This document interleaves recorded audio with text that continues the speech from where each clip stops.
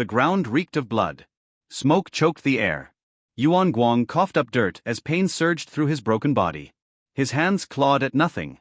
Behind him, the burnt-out husk of his car still smoldered while scavengers picked it clean. His memory came in fragments, screaming a warning, reaching for his gun, then a fireball from the hillside swallowing everything. He'd barely crawled from the wreck before someone stomped his face with the force of a hammer. It was a miracle his skull was still intact. But the miracle would not last. His companions were already dead. He wished he hadn't seen it. Jialong's corpse tossed into a ditch like garbage after a brutal beating, Mingxia crushed by a single cultivator's punch.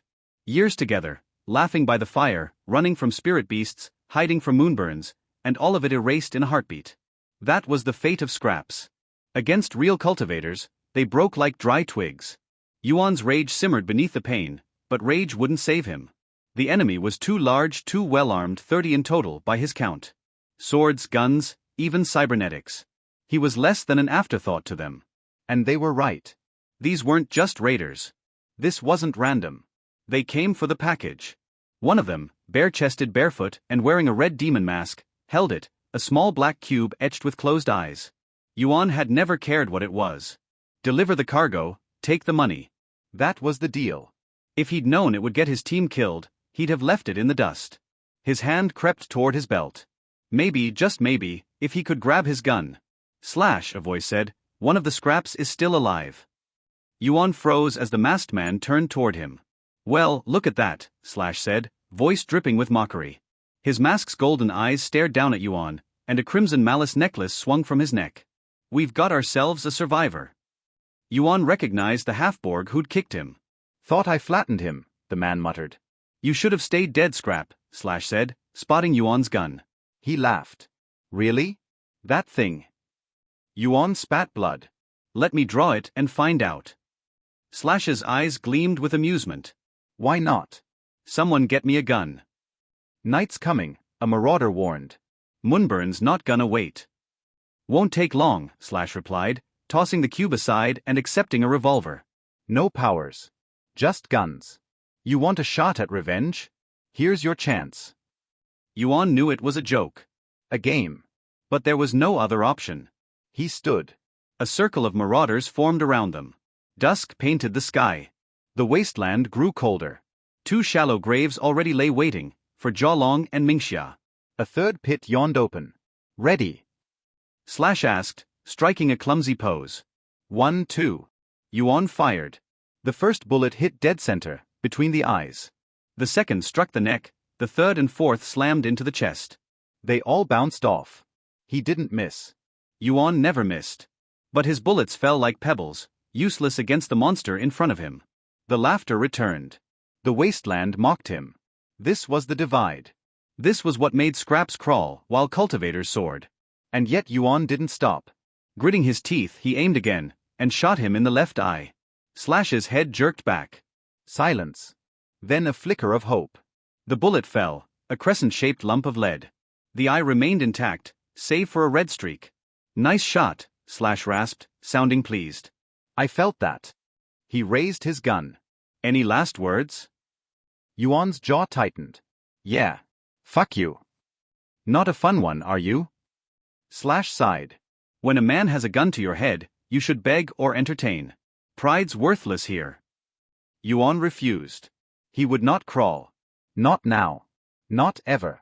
You mistook me for a man who repeats himself. I'll say it again, just for you, fuck you. He stared straight down the barrel. I'll be back. Slash smirked. I doubt that. The bullet struck Yuan between the eyes.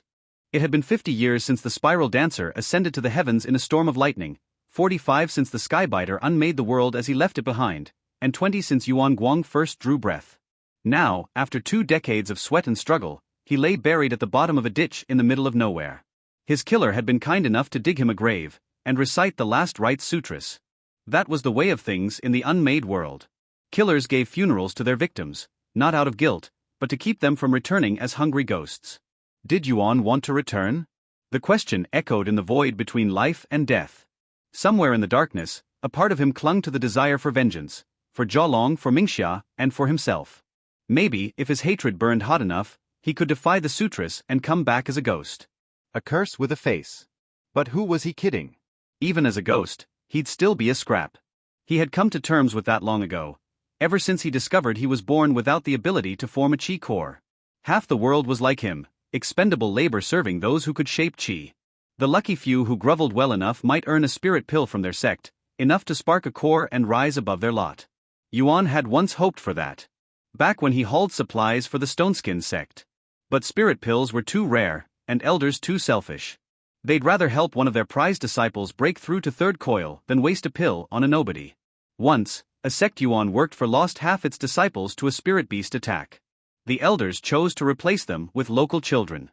Yuan, already over 20, didn't even make the list. Too old, they said. Too slow. But that disappointment led him to the best thing in his life, meeting Mingxia and Jialong. And so he became a courier, ferrying packages through irradiated wastelands, haunted ruins, and thunderstruck valleys. He had hoped that someday, someone would recognize his skill. That someone might give him a chance. But hope, like everything else, had died with him in that ditch. Is this the nowhere? The thought drifted through the void. Yuan could no longer feel his limbs. No breath, no heartbeat. Just the slow spiral downward, falling through the dark. They said the nowhere was where souls drifted before reincarnation. Where sinners fell into wasteful skins. Maybe Yuan had done something wrong in a past life. That would explain being born a scrap. He only hoped his next life would be different. One where he wasn't weak. And yet, that man. That masked bastard. / Yuan had spent years honing his marksmanship. He'd trained himself in gunplay to spite the smirking disciples who looked down on him. He had killed first and second coil marauders with well-placed shots. Guns gave him power, even if it was small, even if it was fleeting. If only there were bullets that could pierce immortals. If only he had one more shot. A metal heartbeat shattered the silence. Yuan's awareness snapped to the sound. It echoed inside his body. No, inside something within his body. He found it. The bullet. The one that killed him. It pulsed at the center of his being, embedded in his skull. Cold metal wrapped in flesh and bone. It beat like a heart. He focused. The bullet throbbed with power. He could smell it, acrid gunpowder, hot oil, scorched steel. It burned through him, and he liked it. Chi? He had never felt it before. Scraps weren't supposed to. But this wasn't the flow of rivers or the song of wind.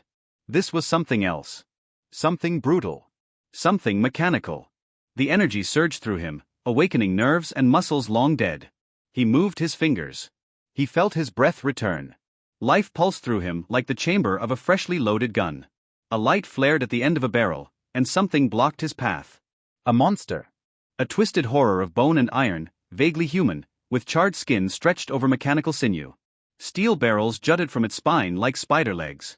Its arms ended in smoking cannons. Smoke and blood dripped from its form. It stood between Yuan and the light. Its presence crushed him. He could barely think beneath its pressure. But between certain death and the faintest chance at life, Yuan chose the latter. He surged forward, teeth clenched, heart, or rather bullet, pounding. The creature's mouth opened, revealing teeth made of gunmetal shells. "Kill me," it said, its voice like an explosion. If you can. A gunshot roared inside Yuan's skull. And he woke up. Yuan's body exploded out of the ditch, dirt spraying in every direction. He gasped, then coughed. His breath came out tainted, reeking of smoke and gunpowder. Sunlight bathed the wasteland. Blue skies. Yellow sands. Daytime. How long had he been buried? His head throbbed. He clutched at his forehead, and found cold metal embedded in the center. The bullet. Lodged like a crown. Veins of lead pulsed outward from it. It beat harder than his heart. Was this sorcery? Some cursed spell left behind by his killer? Or had he truly become something else? A ghost? A monster? The rumble of a motorcycle pulled him from his thoughts. He turned. A lone biker approached, stopping at the edge of the ditch. The vehicle was a massive machine of steel and smokeless fire. Its rider wore a black duster and a noose for a scarf. A skull-shaped helmet covered his face, and a wide hat sat atop his head. The revolvers at his sides told Yuan everything he needed to know. For a moment, he feared another fight. But the stranger only tipped his hat. "Wake up, Gunsoul," he said, his voice like thunder. "A child of the gun doesn't belong in a ditch." He offered Yuan a hand. Who are you?" "Revolver. A Gunsoul like you. A man walking the path of the gun." The words made no sense, but the tone carried truth. The gun heard your vow. Saw your hunger. It gave you what you needed most. A half-life. Don't waste it. You won't get another.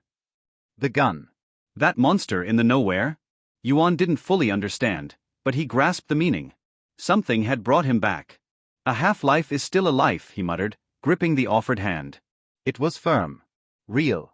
Now you're getting it, Revolver said, hauling him up. Congrats. You just triggered and passed the first coil. Yuan blinked. That can't be. I don't have a core. Revolver grinned behind the skull mask and tapped Yuan's forehead. You do now, he said. Right between the eyes. That bullet? That's your core. The source and solution of all your problems. Hey, welcome to Firescale Audiobooks. If you enjoy our audiobooks, please consider subscribing to the channel. Also, feel free to share your review in the comments section below. The marauders had robbed Yuan of everything. His friends, his package, his car, and even his handgun. That last one felt like the pill on top of a humongous pile of shit. His killers had thoroughly searched his cold dead corpse, though they had enough decency to bury him with his shirt and pants instead of stripping him naked. Yuan might as well be. He had no money, no weapons, no supplies, and no means of transportation. A death sentence in the wasteland. Revolver sensed his distress. Those who buried you stole your iron. They took everything, Yuan replied with bitter hatred. A quick glance at the spots where the marauders hastily buried his murdered friends filled him with anger. And they'll pay dearly for it. I swear to the Wayfinders. That's the spirit. Revolver searched one of his duster's pockets, grabbed one of his namesake weapons, and tossed it at Yuan alongside its holster. Here, take this. I stole that one from some bandit a while ago. I think. The revolver was fully loaded, with 6 bullets already inside its round cylinder. Small caliber, .38. Yuan would have to make each of them count. He did swear to put 3 of them in Slash's head. Killing them would prove troublesome. Slash shrugged off his bullets and he had a large warband at his disposal. Even after awakening as a cultivator, Yuan had only reached the first coil. He would need intense training, allies, and firepower to tip the balance in his favor. Yuan banished these thoughts from his mind. Before he could consider how to kill Slash and his cohorts, he would have to find them first. At least he had a vague idea of where to look. The traces of Slash's convoy pointed westward. A group of a dozen or so Humvees wasn't particularly subtle. Yuan would just have to follow their trail on the road. I'm on my way to Gatesville, Revolver said. You can come with me if you want. Seems that your killers are headed this way. Gatesville. Yuan quickly recalled the name. That's a small frontier settlement, right? So small it doesn't even have a sect. So I've heard. Revolver tipped his hat at Yuan. You're well-informed, traveler. My team and I were supposed to make a stop there to refuel. Saying the word team left a bitter aftertaste in Yuan's mouth, but he didn't forget to thank Revolver for his gift. The name's Yuan, by the way, he said after attaching his new gun and its holster to his waist. I'm grateful for the weapon and for the ride. Don't mention it. We gunsouls have to help each other reload now and then. Revolver chuckled to himself. Yuan was polite enough to smile, though he didn't find the pun particularly funny. Climb on, buddy. I'll show you the ropes. Yuan hesitated. He couldn't help but glance at his friend's tombs, his hand brushing against the bullet keeping him alive. If a shot to the head was all it took to transcend death. If I shoot corpses, Yuan muttered to himself. Would they rise back up? Revolver shook his head with a sigh of sympathy. Sorry, bud. If someone wished your pals to rise again, either as ghosts or gunsouls, they would have awoken by now. They're gone. Yuan assumed as much. He had filled quite a few graves himself and never saw one of his victims arise as a gunsoul to take revenge. Yuan was a special case, for better and worse. With no other choice nor reason to stay any further, Yuan offered one last prayer to his departed friends and then climbed on Revolver's motorcycle. It pained him to leave Jialong and Mingxia behind in the middle of nowhere, but the best he could do was to avenge them. Revolver's bike woke up with a roar of its engine. Its flaming wheels left a blazing path of crimson flames in their wake. Yuan had to hold on to his savior's chest so as not to be thrown overboard by the sudden burst of speed. Mingxia and Jialong's tombs vanished behind them in an instant, replaced by the light of rising dawn. The landscape ahead proved beautiful in its desolation. A vast desert of salt and sand stretched as far as Yuan's eyes could see, with naught but a half-buried road of fossilized asphalt crossing it. The light reflecting on the shifting dunes made it difficult to see too far ahead. The presence of golden auroras and the soft sound of spirit lightning belied the presence of the Thunderlands somewhere close. Gatesville shouldn't be more than an hour away from what Yuan remembered. Thankfully, they would reach it long before night. It had become a time of terror since the Black Moon's ascension decades ago. So what's your story, Yuan? Revolver asked, trying to make small talk. Are you an adventurer in search of blood and fortune? I'm just a courier, Yuan replied humbly, the warm wind of the wasteland blowing on his face. I was supposed to deliver my package to a place called Flesh Market, but that won't be possible anymore. My killers stole the cargo. Flesh Market? That slaver's den. Revolver let out a dismissive grunt. Your stolen package wouldn't happen to be people, I hope? If so, you should crawl back into your ditch. Yuan shook his head. Slaves were one of the few types of cargo his team unanimously refused to transport. We were supposed to deliver some kind of chi artifact, a cube with eyes. His answer reassured Revolver. Good for you. I would have put another hole in your head otherwise. You had a bad run with slavers? Yuan guessed. Who do you think put me in the ground? Revolver shrugged his shoulders. Flesh Market is one of those places begging me to grab my iron and pump it full of lead. The world might be unmade, but we can't remake it without taking out the trash first. Personally, Yuan didn't have any lofty goals of rebuilding ancient civilizations. Living to see tomorrow had already been hard enough, something he already failed to do once and now had to take another shot at. The lost age that preceded the Thunder Dance died long before Yuan was born, so he had never learned to mourn it. Unauthorized usage. This narrative is on Amazon without the author's consent. Report any sightings. Something about Revolver's words did pique his interest though. Flesh Market was under the Flesh Mansion's sex control according to Yuan's information, one of the largest and most powerful groups on the Fang Coast. Yet Revolver sounded confident he could take on the town and survive the experience. That implied a great deal of firepower. How many coils have you unlocked? Yuan asked Revolver. Can't you tell? Revolver looked over his shoulder. I'm on my fourth, pushing the fifth. The fourth. Yuan didn't hide his surprise. Reaching the fourth coil of infinity involved dedicating oneself to a path or creating their own, sacrificing the chaos of versatility for unique discipline and innate techniques. Few among the Stoneskin sect had reached that stage at all. That's impressive. You make me blush. You'll reach it too if you work hard enough. Revolver focused back on the road. Activating your core means that you have passed through the first coil, so you should be able to sense chi now. Close your eyes and focus. Yuan followed his advice. It didn't take him long to achieve a meditative state. He had practiced similar exercises for years back when he thought that he could awaken his core naturally. Yuan gathered his breath, and for the first time in his life he began to see. He sensed the flow of air entering his lungs and flowing into his beating bullet core, only to be expelled as gun smoke warming his veins. He recalled the words of the Stoneskin's elders to their students. Chi is everywhere. Chi is the breath that opens the way. Chi is the holy flow that paves the way. There was nothing holy about Yuan's chi. The energy he took from the world passed into his bullet core the way an engine consumed fuel to produce heat and smoke. The external chi that entered Yuan's flesh was pure air charged with power. The one that his bullet pumped into his veins carried the smell of gunpowder and the texture of lead. Molten iron flowed into his veins. The flow extended beyond his body's limits and reached all the way to the gun that Revolver gave him earlier, coiling around its cylinder and watering its bullets like seeds of death.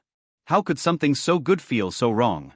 For the first time in his 2 lives, Yuan caressed the axiom of the universe. He touched the flow of power that belied all of existence, inhaled it, recycled it. He should have achieved a state of peace and harmony with the universe.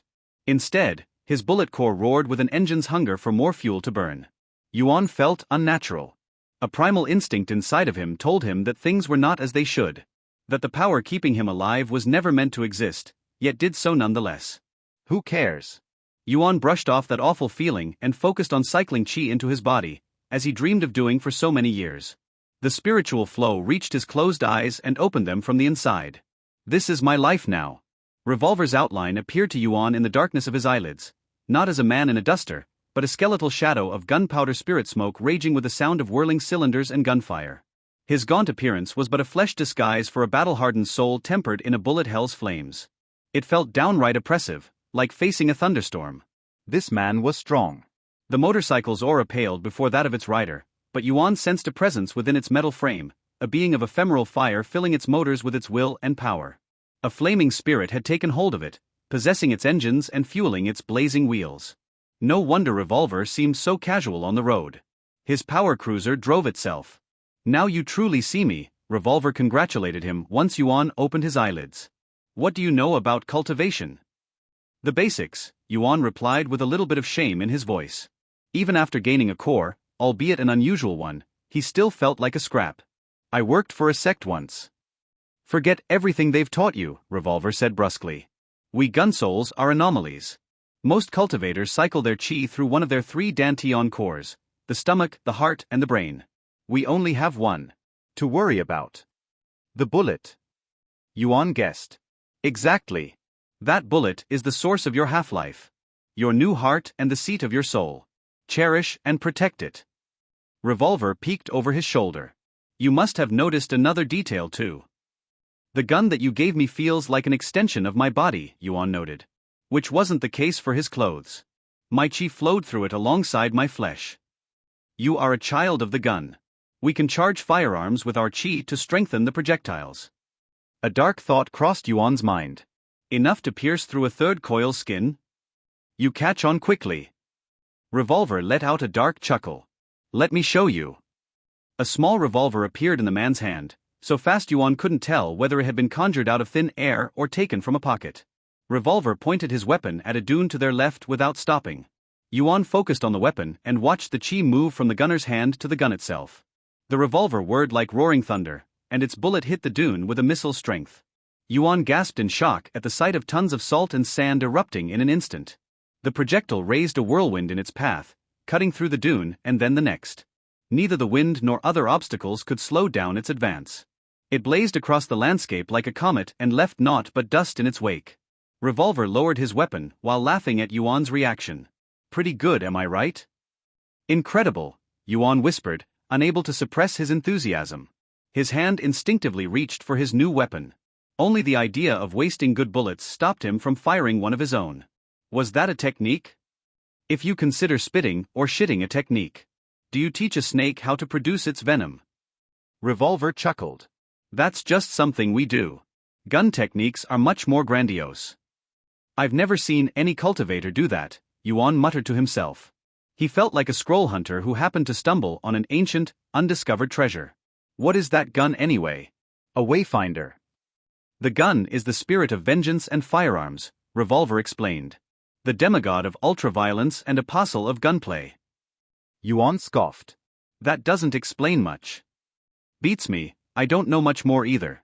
Maybe it used to be a gun that killed so many people that it became a spirit machine of immense power. Maybe it was a man once. Maybe it's an ancient murder demon taking a modern shape." Revolver shrugged his shoulders. "Where the gun comes from doesn't matter. What matters is that it exists, and sometimes those who die by the gun are raised by the gun. That's all there is to it." Yuan believed otherwise. He recalled the words the creature told him upon raising him from the dead. "It asked me to kill it." "Me too," Revolver replied.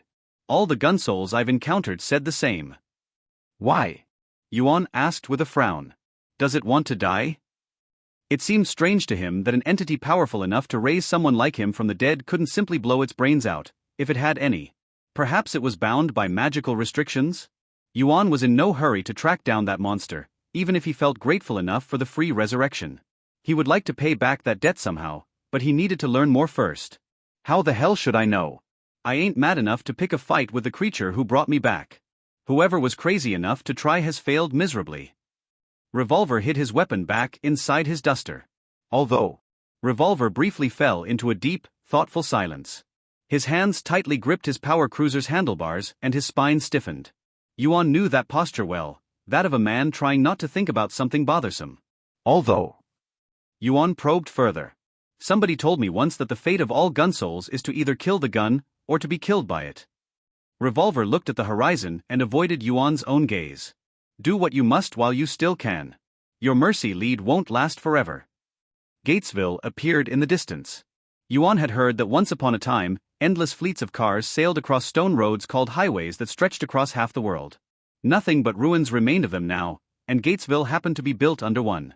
Great concrete pillars as tall as hills surged from the wasteland and propped up an ancient bridge of stone. It looked like an archway from afar. A set of gates. The structure loomed over a shadowed slum filled with poorly constructed shacks separated by the road. Better buildings stood atop the bridge. Yuan assumed the locals lived upstairs, where they could see enemies coming and take refuge, while they conducted business with strangers in the underpass. Good. That likely meant that the town's lookouts must have seen Slash's warband. However, the landmarks beyond Gatesville bothered Yuan more. Booming lightning struck a region to the southwest under a sky of golden auroras. Space had grown thin around these parts, obscuring the landscape with light refractions and elusive mirages.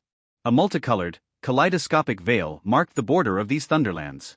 Tellingly, the road ahead deviated to the northwest instead of cutting through them. Not that the sights on the other side were any better. The grave of an old-world city stretched inside a large crater along the asphalt, its toppled skyscrapers pointing to the sky like fingers reaching for the heavens. Time and dust storms had weathered their metal bones. Something about this place rubbed Yuan the wrong way. He focused on the chi rising up from this place and carried by the wind. He immediately felt sick. The air carried poisonous dust that his own bullet core struggled to assimilate.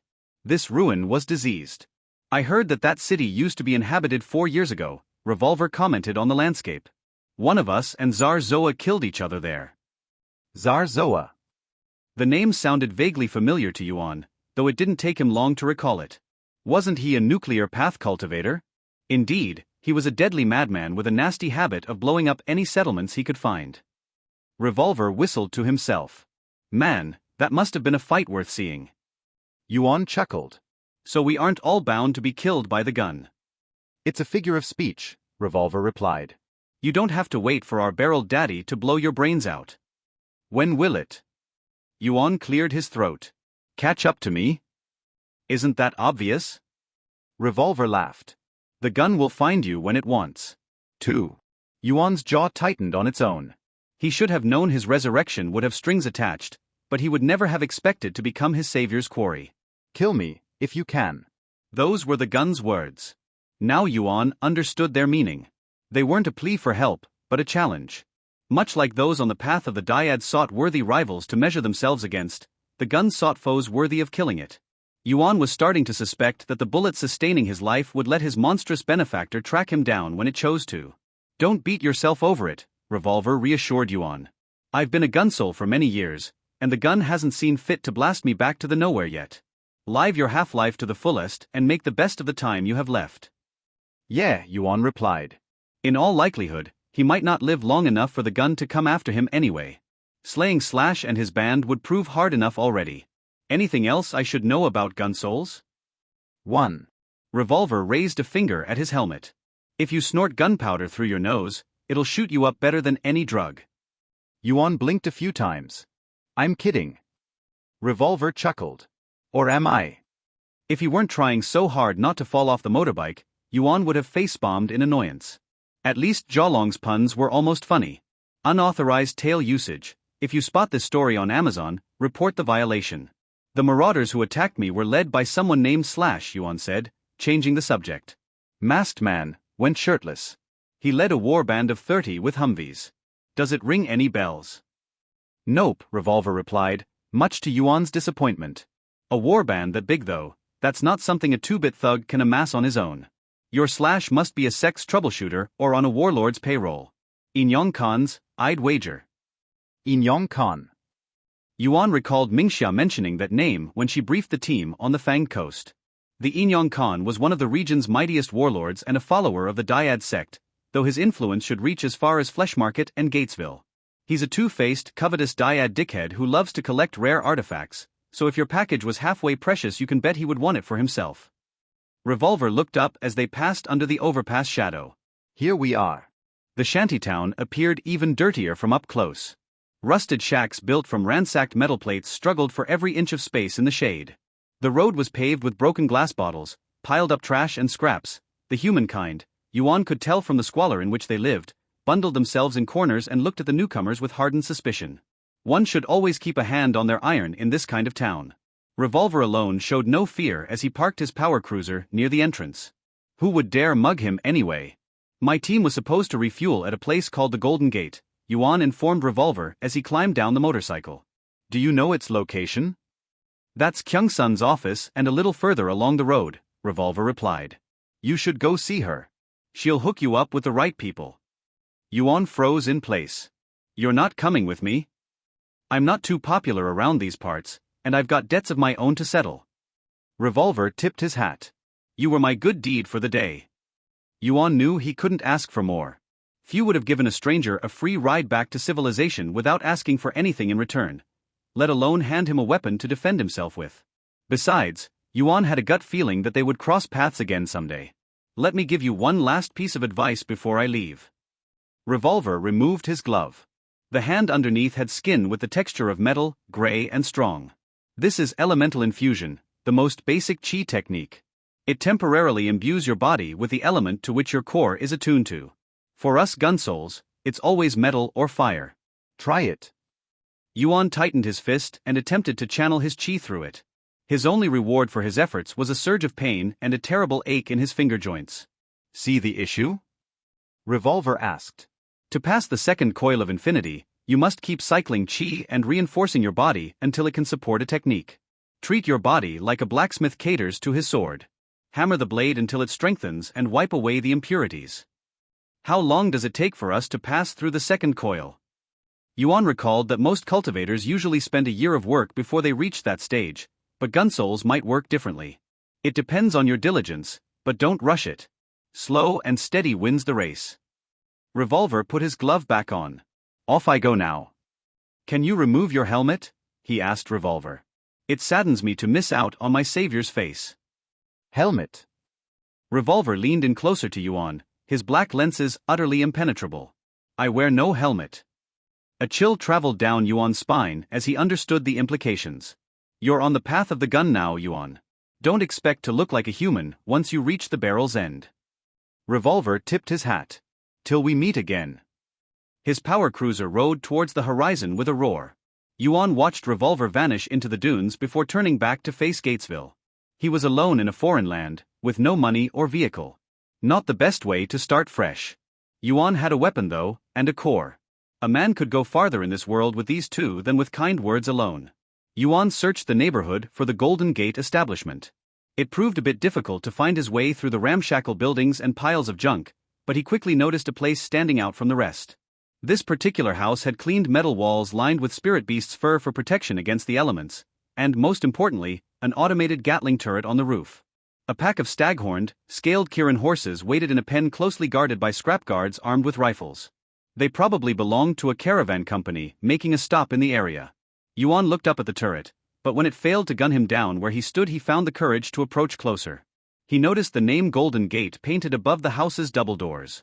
A small hole opened in the facade and two eyes peered through at Yuan. Identify yourself, a voice said on the other side. Quickly. Yuan heard the automated turret click above his head. These people wouldn't ask twice. Yuan's first instinct was to ask Mingxia, a thought that immediately left him heartbroken. Mingxia had been the team's face. Her good looks and winning personality opened all kinds of doors that Yuan's guns or Jialong's fists couldn't. She also happened to be the one who managed their contracts, though Yuan picked up a few things. Yuan Guang, he introduced himself. I work for Eastern Express. We were supposed to refuel here. The eyes squinted in suspicion. Where are your teammates? There should be 3 of you. We got ambushed. Yuan pointed at the bullet stuck in his forehead. Got the mark to prove it. The eyes behind the hole studied Yuan for a few seconds, then disappeared into the darkness. Yuan heard whispers on the other side and then the sound of whirring gears. The door slid open and welcomed him. Yuan stepped through the threshold, a hand on his revolver. He immediately sensed a gun barrel pressing against his head. A woman in leather armor pointed a hunting rifle at Yuan's head. He didn't raise his hands up in the air though. Instead, he grabbed his revolver and pointed it at his assailant's face before she could react. A tense silence quickly settled between them, both ready to pull their trigger on a moment's notice. Yuan knew he would win a gunfight. He was quicker on the draw, but he cautiously waited for her to explain herself first. No weapons inside, cowboy, the woman said gruffly. Yuan immediately recognized the voice that had spoken to him earlier. You'll get your gun back on your way out. Instead of answering immediately, Yuan first scanned the room. It was a bit difficult to see much with the low lighting, since flickering chandeliers provided most of the light and the few lamps remained shut. Yuan assumed that the owners kept their precious electricity for the turret outside. The Golden Gate turned out to be a small caravan bar fit to house a few dozen patrons. Scrap merchants played cards on metal tables, while their guards drank booze near a rusted counter. A trio of cultivators sat on a carpet in a corner, cycling their chi before a small altar dedicated to the spiral dancer. None of them were armed. "I can tell how many bullets I've left," Yuan said as he handed his revolver to the guard. He didn't like it, but keeping his weapon would surely cost him the locals' friendship and any chance of obtaining intel. "Don't try to abscond with them. I know the music." The woman snorted and lowered her weapon. "Don't start trouble here." "No second chances." "Where can I find Kyung-sun?" The woman guard pointed at a counter to the side with her chin. Unlike the bar proper, the nearby shelves were filled with notebooks and scrolls instead of bottles. A woman in a blue fur dress sat behind it, one with silky black hair, 8 eyes, and 4 spider legs popping out of her back. A yaoguai. Odd. They usually put up an illusory disguise when interacting with humans. Yuan supposed that this one didn't bother considering her home's remoteness. Yuan walked towards her when a bounty board caught his eye. A sketch of Revolver's face occupied its center. Yuan stopped just long enough to read the notice underneath. Fourth Coil Cultivator wanted dead for abolitionist crimes against the Inyong Khan, the Flesh Mansion sect, and the Fanged Caravan Company. Don't bother taking him in alive. Bring his head as proof to the closest bounty office. Revolver was wanted dead. Not dead or alive. Just dead. His head was priced at 2,000 soulstones too, a rather hefty sum for a lone cultivator. No wonder he didn't want to stick around for too long. Between the mention of abolitionist crimes and Revolver's hatred of slavers, Yuan figured his fellow gunsoul earned his bounty fighting slavers. If anything, it only increased his respect for the man. To defy a warlord and live to tell the tale was a feat worth celebrating. Perhaps I will have a bounty notice of my own one day. The idea of seeing his own face on a board right next to Revolver's amused Yuan. He was a benchmark of power he hoped to reach. One day, we'll meet each other again as equals. Yuan pushed Revolver out of his mind and approached the spider lady. She finished writing down words on a notebook with a quill before she deigned to greet him. Scrap or cultivator? Yuan's fists tightened on their own. He hated that question and everything that it implied. What difference does it make? A big one. The Yaoguai studied Yuan with her many eyes, all of them pitch black as a new moon night. I'll repeat myself, scrap or cultivator? Cultivator, Yuan replied, almost reluctantly. How strange. He always thought that he would say that word with pride, like showcasing a trophy he had rightfully earned through his efforts. Yet here, he felt almost ashamed. First coil. Zodiac sign? Yong metal ox. Yuan scowled. Is this an astrologer's parlor or a trading post? Both. A visitor's sign informs their fate, and yours is a stubborn one. The Yaoguai scribbled notes on her notebook and then closed it. I am Kyung-sun, the manager of this fine establishment. Is that a bullet stuck in your head? You should remove it. It's unsightly. Not until I catch up to the man who put it there, Yuan replied dryly. Something about this woman rubbed him the wrong way, and it wasn't about being part spider. I am Yuan Guang, from the Eastern Express. My group was ambushed by a large group of marauders with Humvees. You must have seen their convoy. We did. Our lookouts sounded the alarm when they came roaring in from the west. For a moment, I feared we had a fight on our hands. Kyung-sun joined her hands, her expression utterly unflappable. They forced their way into my establishment and asked questions. A shiver ran through Yuan's back. About us? Yes. They wished to know if a delivery team of 3 people from the Eastern Express had stopped in Gatesville. Then she added, almost as an afterthought. I told them that you had yet to arrive for a fee. If you discover this tale on Amazon, be aware that it has been stolen. Please report the violation. You sold us out? Yuan choked in outrage. Why? Because if I hadn't, they would have tried to take that information by force, a fight we would have lost considering their numbers and armament. At least we received financial compensation for our trouble this way. Yuan's hand reached for his belt and failed to find his revolver. His gaze wandered to the guard at the entrance, who proceeded to maliciously wag her finger at him. Son of a, Yuan complained. We get that a lot, Kyung-sun replied with a stone-faced expression. From her reaction, she was used to visitors trying to hold her at gunpoint. I see why you confiscate your customers' weapons, Yuan said with an angry grunt. Smart. Do not take it personally, Mr. Guang, she replied, her 8 eyes blinking all at once. She seemed a little bit ashamed, though not enough to apologize. You would have done the same in our situation, and even if I kept my mouth shut, they would have ambushed you at our trading post anyway. She was only half right. Yuan would rather bite the dust than betray someone's trust. It was too rare and precious in the unmade world, but her silence wouldn't have changed anything. The fact that Slash knew their company, numbers, and the direction from which they were coming before reaching Gatesville could only mean one thing. Someone at Eastern Express had betrayed Yuan's team. And that traitor would pay.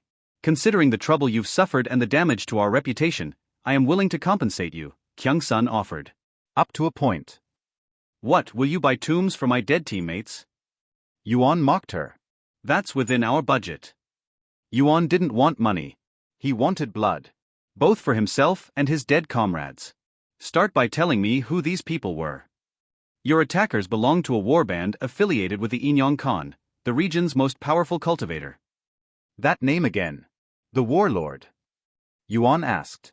Where does he rule from? Kyung-sun grabbed a scroll from her shelf and unveiled it on the counter. Yuan found himself facing a crude map of a long coastal area between the Bitten Sea to the north and the Oil Lakes region to the south. The Fanged Coast. The Inyong Khan rules from Battletown, Kyung-sun explained, one of her spider legs pointing at a distant city 100 leagues west of Gatesville. A third of the region's settlements pay him tribute, as do many sections. Including yours? Yuan's jaw clenched. I thought his influence didn't reach so far east. We are too remote for any warlord or sect to bother conquering, so we remain beneath his notice. He is allied with the Flesh Mansion sect that rules Flesh Market, however. That would explain how he caught wind of the delivery. How many men does he have? Thousands of scraps and hundreds of cultivators, many of which have reached the fourth coil. Kyung-sun folded her map. I humbly suggest that you let the matter slide. Crossing the Inyong Khan is a quick path to one's next life. Don't bother, I already know the way out, Yuan replied with a grunt.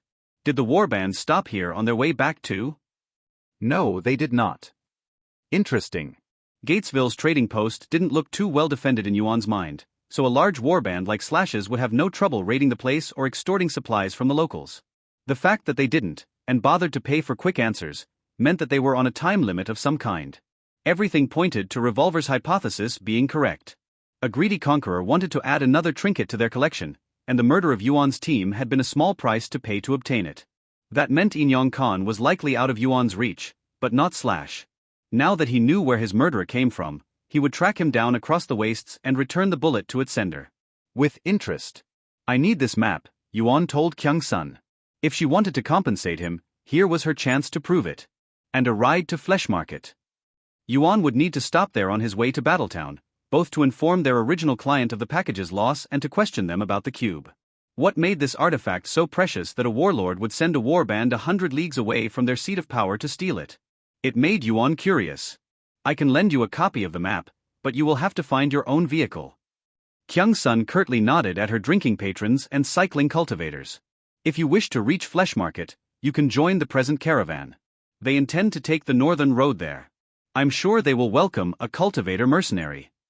This option didn't appeal to Yuan in the slightest. The northern road was both the longest path to Flesh Market from what he gleaned from the map, and the caravan rode Kirin. Those horses were a sturdy and hardy lot, but only half as quick as a motorbike. Doesn't anybody have a car or a cruiser? Yuan asked. Though he had nothing to buy a ride with, he could always try to negotiate. I need to reach Flesh Market as fast as I can. If you're strapped for a car, you can always tame one, Kyung-sun suggested. Herds of wild car spirits drive through the Thunderlands. With luck and moxie, you could ride one to Flesh Market. A spirit car? Yuan had tamed a few in his youth when he still worked for the Stoneskin sect. The issue was baiting them with oil and preventing them from fleeing the moment their driver exited it, but he could ride one through the Thunderlands and straight to Flesh Market. It would be the shortest path. Moreover, Thunderlands abounded with chi. Cycling there would drastically shorten the time that Yuan required to reach the second coil. It would help make a difference once he caught up to Slash's band. Your company already paid for the refuel, so I can hand an oil canister over to you, Kyung-sun said. You should bait a spirit car with it easily enough. I wouldn't recommend it though. I can take care of myself, Yuan replied. I've braved Thunderlands before. Not this kind, Kyung-sun warned him. The radioactive winds from the nearby ruins have corrupted the local caretaker spirit into a radhag. Her Thunderlands have become a den of mutants and demons. Our own trappers don't dare to hunt there alone. Few things scared Yuan, but Kyung Sun's words gave him pause. A radhag was a dangerous creature. A blighted witch with an appetite for destruction whose presence cast a dreadful curse on the Thunderlands under her control. Even cultivators stayed wary of them. The thought caused Yuan to scoff. He was still thinking like a scrap. Whatever. Kyung Sun let out an inhuman chitter. Yuan suspected it was her kind's equivalent of a sigh. You are free to risk your life as you wish. Are we done? Yuan quickly picked up the hidden question. Was her debt to him settled, or should she expect him to come back seeking revenge later? Yuan considered his decision for a minute. Yeah, he replied warily. Yeah, we are. He wouldn't gain anything from antagonizing her now, and had bigger fish to fry. He wanted Slash's head on a platter and the Eastern Express worm who told him about his team's package. Picking a fight with a warlord's retinue would bring him enough enemies. He didn't have time to make more. Yuan considered his options. He could either travel with the caravan and take the longer road, or skip straight through the Thunderlands. In the first case, he could ask fellow cultivators for guidance, but the latter would let him cycle to the second coil quicker. Tough choice. Haggling with Kyung Sun proved to be a miserable experience, but Yuan still managed to walk out of the Golden Gate with a canteen filled with water, a bag of rations big enough to last 3 days, some rope, and a gasoline canister. And his revolver, of course. Couldn't forget the revolver. Kyung Sun refused to surrender any ammo. It was worth more than water around these parts, so he would have to use his own carefully. 6 bullets to last for an entire stretch of Thunderlands. Not the best odds, but Yuan had beaten worse ones. It wasn't his first time trekking across one of these regions. It wasn't that different from a journey through the wilderness, just way weirder. After some thoughtful consideration, Yuan decided against joining the caravan. Revolver warned him that gun souls worked differently from other cultivators, so he doubted its members could teach him anything. He had spent enough time serving the Stoneskin sect to learn the basics of chi cycling anyway. And last but not least, Yuan simply wasn't a social person. He worked well with Jialong and Mingxia because they had his back, but he couldn't say the same of hired guns paid to escort merchants from one place to another. It wouldn't be the first time one of them would turn out to be a marauder scouting information on caravans to attack. Courier jobs paid well because very few people were both trustworthy and professional nowadays. Yuan would rather deal with the outback than keep looking over his shoulder for days. Having been his team's scout, he knew his way around the wild. With his goods stored in his bag, Yuan left Gatesville without looking back. The frontier with the Thunderlands was a few hours away, but he kept a steady pace to reach it before nightfall. The spiritual veil around the region would shield him from the moonburn. Yuan immediately noticed how little exhaustion he felt from the trip. Walking under the brutal sun of the wasteland should have left him winded in short order, especially after rising from the dead, but Gatesville had long become a distant mirage by the time he started to feel any exhaustion. My body has become slightly stronger. Or had he simply grown better at breathing and managing its energy now that he could sense chi? No wonder I've never seen a second coil getting tired. The idea of joining that select club and never resting again encouraged Yuan to hurry up his own cultivation. The noise of distant thunder grew stronger with each step, as did the glow of golden auroras in the distance. The wasteland slowly began to change around Yuan the closer he got to the border. Dunes rose up around him like jaws closing in on prey. The sand shifted and undulated as if moving under its own will. Then Yuan crossed the veil. There were no lines drawn on the ground with Thunderlands, no guard post to inform a visitor of when he had left the material world and stepped into a brand new realm of spirits and madness, but the shift was unmistakable. Yuan felt like a man stepping through a water shower and then jamming one's hand into a power outlet. A faint jolt of lightning coursed across his body, immediately informing him that he had walked into a realm of pure power. This story is posted elsewhere by the author. Help them out by reading the authentic version. Reality snapped around him. The blue sky turned golden and the sun began to ripple like a ring of liquid mercury. Multicolored lightning struck the earth without black clouds to sustain them. The dunes collapsed around Yuan, revealing a grand stretch of strange and primeval badlands overtaken by a faint yellow haze. Towering rock formations oversaw immense stretches of rust dunes and the cadavers of great metal beasts from the lost age. The air was colder here, each inhalation jolted Yuan's throat, and it carried so many disparate smells: oil, rusting metal, and rot. Entering a new patch of Thunderlands always left Yuan awestruck. Having overcome the first coil only heightened the experience. The Thunderlands breathed chi. He could feel it everywhere around him, in the stones and in the wind. He felt closer to the Tao each time he opened his mouth. To think we have the spiral dancer to thank for such regions. Each breath reminded Yuan of the spiral dancer's monumental achievement. And these places are nothing more than her traces. Each of the wayfinders had become one with the Tao, and like a hurricane left devastation in their wake, as one's ascent to the highest of heavens shook the world forever. When the spiral dancer merged with the universe, it adopted her path as a karmic law. That was the goal of all cultivators seeking to ascend beyond the 7 coils of infinity, to merge their existence with the cosmic axiom, escape the cycle of reincarnation, and see their will define reality. To make one's path part of the way. The spiral dancer once danced to enlighten the dissolute and faithless men of her time. The Thunderlands were her legacy, places where the veil between matter and spirit had grown thin enough for one to cross over into the other.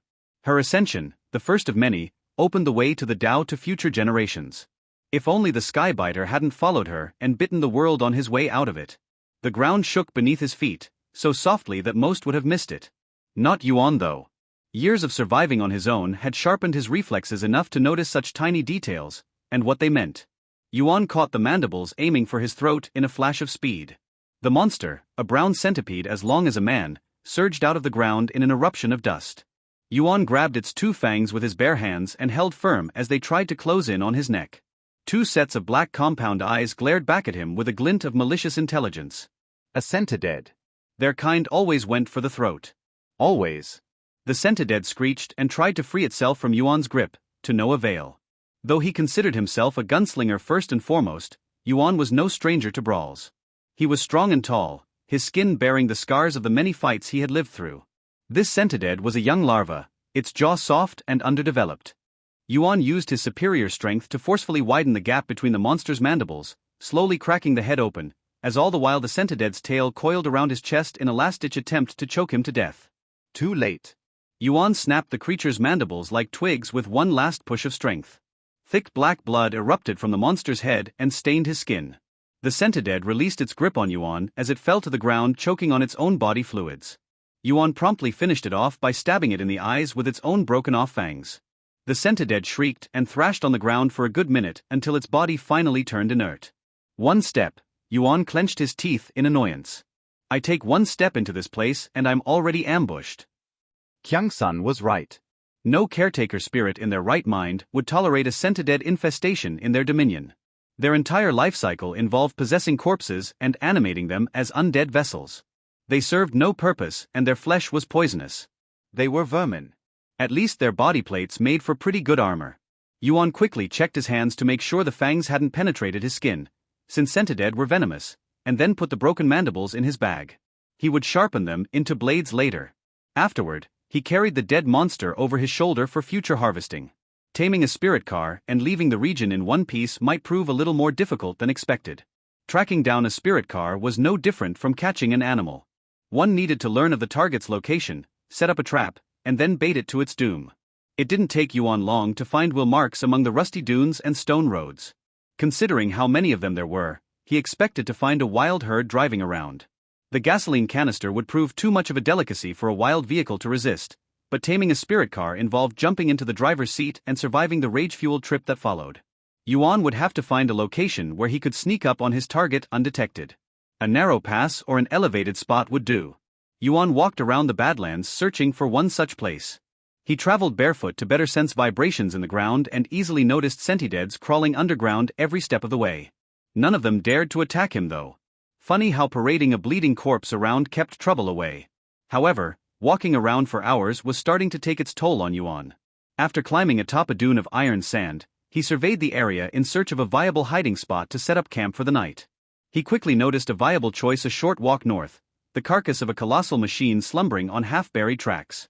Its boiler was larger than a house, its ancient wheels were larger than Yuan himself, and a chimney stood at the forefront alongside a cyclopean inactive headlamp. Yuan had seen one of these lost age machines in the past at a junkyard. Its owner called it a train. Yuan didn't see how this metal behemoth could have ever helped anyone train, but he had no interest in solving lost age mysteries. He supposed the first cultivator used these contraptions to weightlift. It would make for a good hideout for the night in any case. He would resume his hunt for a spirit car in the morning after a short rest. Yuan did notice a strange oddity as he walked towards the train. A group of cacti wearing ponchos and broad-brimmed hats lined up at the machine's side, taking in the shade. Though such strange scenes were not unusual in the Thunderlands, Yuan kept his revolver ready to fire at the first sign of trouble.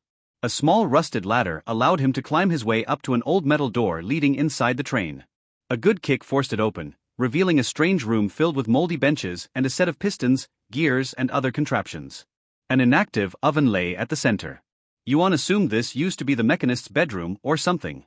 He had no idea how to wake up this titan of steel, if it remained functional at all, but it would provide an excellent defensive position. Perfect, Yuan muttered to himself upon checking the windows. The left side was buried by the sand, and the right one gave him an excellent angle to shoot down any monster trying to sneak up on him. I can defend this place. Closing the door behind himself for added safety and dropping the scent-dead corpse to the ground, Yuan sat on the nearest bench and allowed himself a moment to breathe. I guess this is as good of a spot as any to practice. Yuan closed his eyes and focused on his bullet core. He sensed it faintly pulsing inside his flesh and bones. It hungered for what the Thunderlands had to offer. Let's try cycling. Yuan had seen most cultivators practice in a lotus position, so he adopted one himself. He found it hideously uncomfortable, but at least it forced him to focus on his body. He kept his revolver in hand, however. The Thunderlands breathed chi, and this cabin in the middle of nowhere was no exception. Yuan sensed the power floating around him. Whereas the wasteland around Gatesville had been a polluted desert, the region felt like the edge of a thunderstorm. Yuan simply had to open his mouth to drink the region's energies. Which he did. Yuan inhaled and guided the chi inside him. The sensation of striking lightning coursed through his body. The power flowed inside him, strands of pure gold surging with electricity. His brain erupted with sharp pain around his bullet core.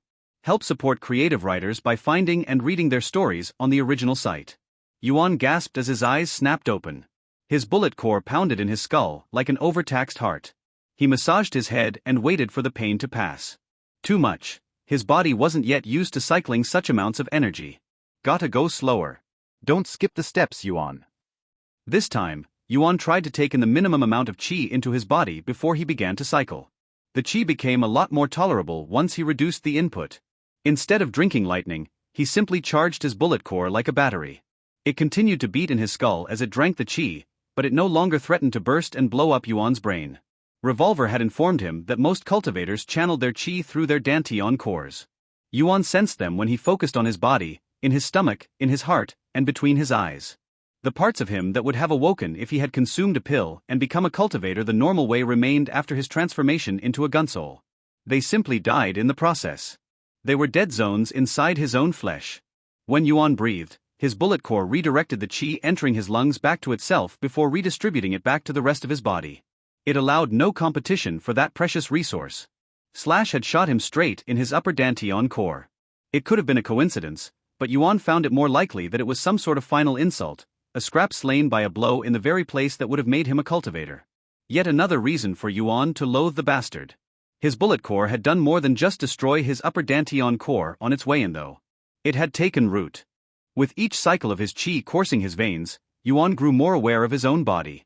He began to see the lead tendrils worming their way into his brain. Strands of metal coiled around his bones, set his neurons alight with gunpowder, and pumped oil into his blood vessels. Yuan's bullet core did more than save his life. It was changing him. It took the chi from the outside world and used it to grow. The first thought that crossed his mind was that of a parasite asserting itself on its host, though it could also be a seed spreading its roots in fertile soil and enriching it. It did keep Yuan alive after all. At this rate, the tendrils would begin to work their way down the spine and slowly overtake the rest of Yuan's body. It made sense for gunsouls to have a metal elemental affinity when their veins turned into iron and lead. Was that what Revolver meant when he said that passing the second coil involved reinforcing one's body until it could sustain a technique? Should Yuan allow the bullet core to change him? Change him into what? You're on the path of the gun now, Yuan, Revolver had told him earlier. Don't expect to look like a human once you reach the barrel's end. Would he grow a gun for a nose? Or gain triggers for hands? Somehow the thought didn't bother Yuan as much as he expected it to. He had spent 20 years being looked down upon as a scrap, and he wasn't particularly bothered by his appearance. In the unmade world, nobody cared how you looked, people judged others on their strength alone. If having his veins turned to lead and his skin to steel was the price to pay for the gun path's power, Yuan was more than willing to pay it. A pity though. Mingxia used to call him handsome in spite of his scars. Turning his attention away from his body, Yuan expanded his consciousness outward to better focus on the flow of chi. He remembered the lessons of the Stoneskin sect, that the goal of all cultivation paths, no matter their kind, was to become one with the Tao. To find their way. The Tao, the way, the axiom. So many names to define something that encompasses all of existence, the origin and summation of all things. Yuan felt its presence all around him. He had been blind all his life, but now he saw it everywhere. The Thunderlands chi sprung directly from it, like how the sun radiated sunlight. Its golden hue swirled around him as the very essence of sorcery. Even then, the gold carried strands of green. Of sickness. The same radiation that Yuan sensed in the wasteland had infected this region. The source of the Thunderlands' power lay farther to the west. It looked akin to the eye of a sandstorm to Yuan's senses. The closer to the center, the deadlier the current. The Radhag probably set up shop there. All Thunderlands manifested a caretaker spirit, a physical incarnation of the region itself. Yuan once heard that the first Longs descended from them. The corrupted Radhag ruling over this patch didn't feel too strong, but he would rather avoid picking up a fight with it now with his limited resources. Yuan continued to cycle his chi, for the Waybringers knew how long, rationing the amount that went into his bullet core. He would increase the amount coming in with each session once he got the hang of it. By the time he emerged from his meditation, his exhaustion had all but vanished and his body surged with newfound strength. His hand moved to his forehead and touched it. The lead veins surging from his bullet core had spread further like a great scar and now reached the eyes. Yuan would probably start to look quite ghoulish after a few sessions. All paths led to the Tao in their own unique way. The spiral dancer practiced a dance so entrancing that it opened the heaven's gates. The skybiter devoured so many sins that he achieved enlightenment. The fleshmancer perfected themselves into the perfect life form. Each of the Waybringers had ascended upon reaching the apex of their discipline. Where would the path of the gun lead him? Yuan found it difficult to sleep with all the lightning. He had spent the better part of his evening skewering the Centided's corpse and tying its chitinous plates together with the rope he got from Kyung-sun around his chest. This makeshift armor wouldn't stop bullets or blades, but it would lessen their impact. That tiny bit of help often meant the difference between life and death. As for the Centided's corpse, he put it in the train's oven for storage. Maybe he would find a use for it later. Night had fallen upon the Thunderlands by then. The Mercury sun had been replaced with a black moon in a sea of dimmed, multicolored auroras. The spirit thunderstorm had worsened since. Lightning struck the wasteland around the train and woke Yuan up before he could manage an hour of sleep. It was starting to get annoying. At least Yuan wouldn't have to fear the moonburn. The veil around the Thunderlands blocked the influence of the other wayfinders, so he wouldn't have to fear either night horrors or ghosts returning from the nowhere. Smelled. Yuan immediately awoke from his half-slumber. He had heard a voice coming from outside in between two thunder strikes. Grabbing his backpack and gun, Yuan sneaked up closer to the window. The flashes of lightning let him see the outlines of humanoid figures approaching from the east. 4, maybe 5. Yuan briefly mistook them for human marauders until he noticed their tusks, fangs, bulging eyes, and that their gold-colored skin was as thick as leather hides. They all gripped spiked clubs in their clawed fingers and wore makeshift armor, with one exception. The biggest of them went unarmed and favored tattered monk robes over better defenses. His fiery red mane cascaded over two sharp horns. A tribe of Oni. Wonderful. The scent stops here, the red-maned Oni grunted. The sweet smell of human flesh. Smells more like a Centided to me, teacher, another Oni argued. The buggers must have found a new host. Teacher. The leader was almost certainly a cultivator. He couldn't be too high up the coils with such a small band though. This one is too fresh, the leader insisted, a forked tongue flicking out between his fangs. Tasty too. If you want me, then have me. Yuan loved target practice. This would be a fine opportunity to test Revolver's chi bullet tactic. Still, he would have to be careful with his limited ammo. Unable to open the window, Yuan readied his gun. He cautiously aimed at the tribe's leader. With luck, his death would cause the rest to scamper off. The Oni hadn't noticed him yet, so the first shot would be his. Let's see how this works. Yuan cycled his chi inside his body and focused on his revolver. His breath coiled around its cylinder and filled the bullets with power. One bullet, one soul. Yuan pulled the trigger and his barrel spewed fire. The bullet shattered the train's window on its way out in a blazing burst of speed. The sudden movement alerted the Oni leader. His body instantly transformed into golden mist, and Yuan's projectile phased through him. The chi-powered bullet instead hit one of the lesser Oni in the chest, the impact blasting its torso apart with the strength of a cannonball. Yuan's amazement at this display of strength only lasted until the Oni leader regained his physical form. His red eyes glared at the train's cabin with malice and swiftly noticed Yuan. He immediately charged in his direction, with his remaining followers roaring at his back. Shit. Yuan cursed as he fired a second bullet at the Oni leader. Like before, he simply turned into golden mist and let the projectile pass through the fog his body became. The bullet instead blasted apart one of the poncho cacti near the train. As if to defend themselves against an attack, the rest of the plants immediately contracted all at once. Their 1,000 needles then erupted in a volley striking from all directions. This content has been unlawfully taken from Royal Road. Report any instances of this story if found elsewhere. Yuan immediately took cover under the window to avoid being hit. The Oni, too close to dodge, had no such luck. The projectiles pierced their thick skin and impaled their eyes. Their screams of pain echoed across the wasteland. Then the spirit lightning struck the train. Electricity coursed through the machine's metal bowels, jolting Yuan back onto a bench. The Thunderlands infused the train with spiritual power in a flash of golden radiance. The gears and pistons whistled at once. They began to turn and push on their own, while the ovens suddenly caught fire. Ghostly blue flames consumed the centedead corpse inside and unleashed a stream of steam through pipes in the wall.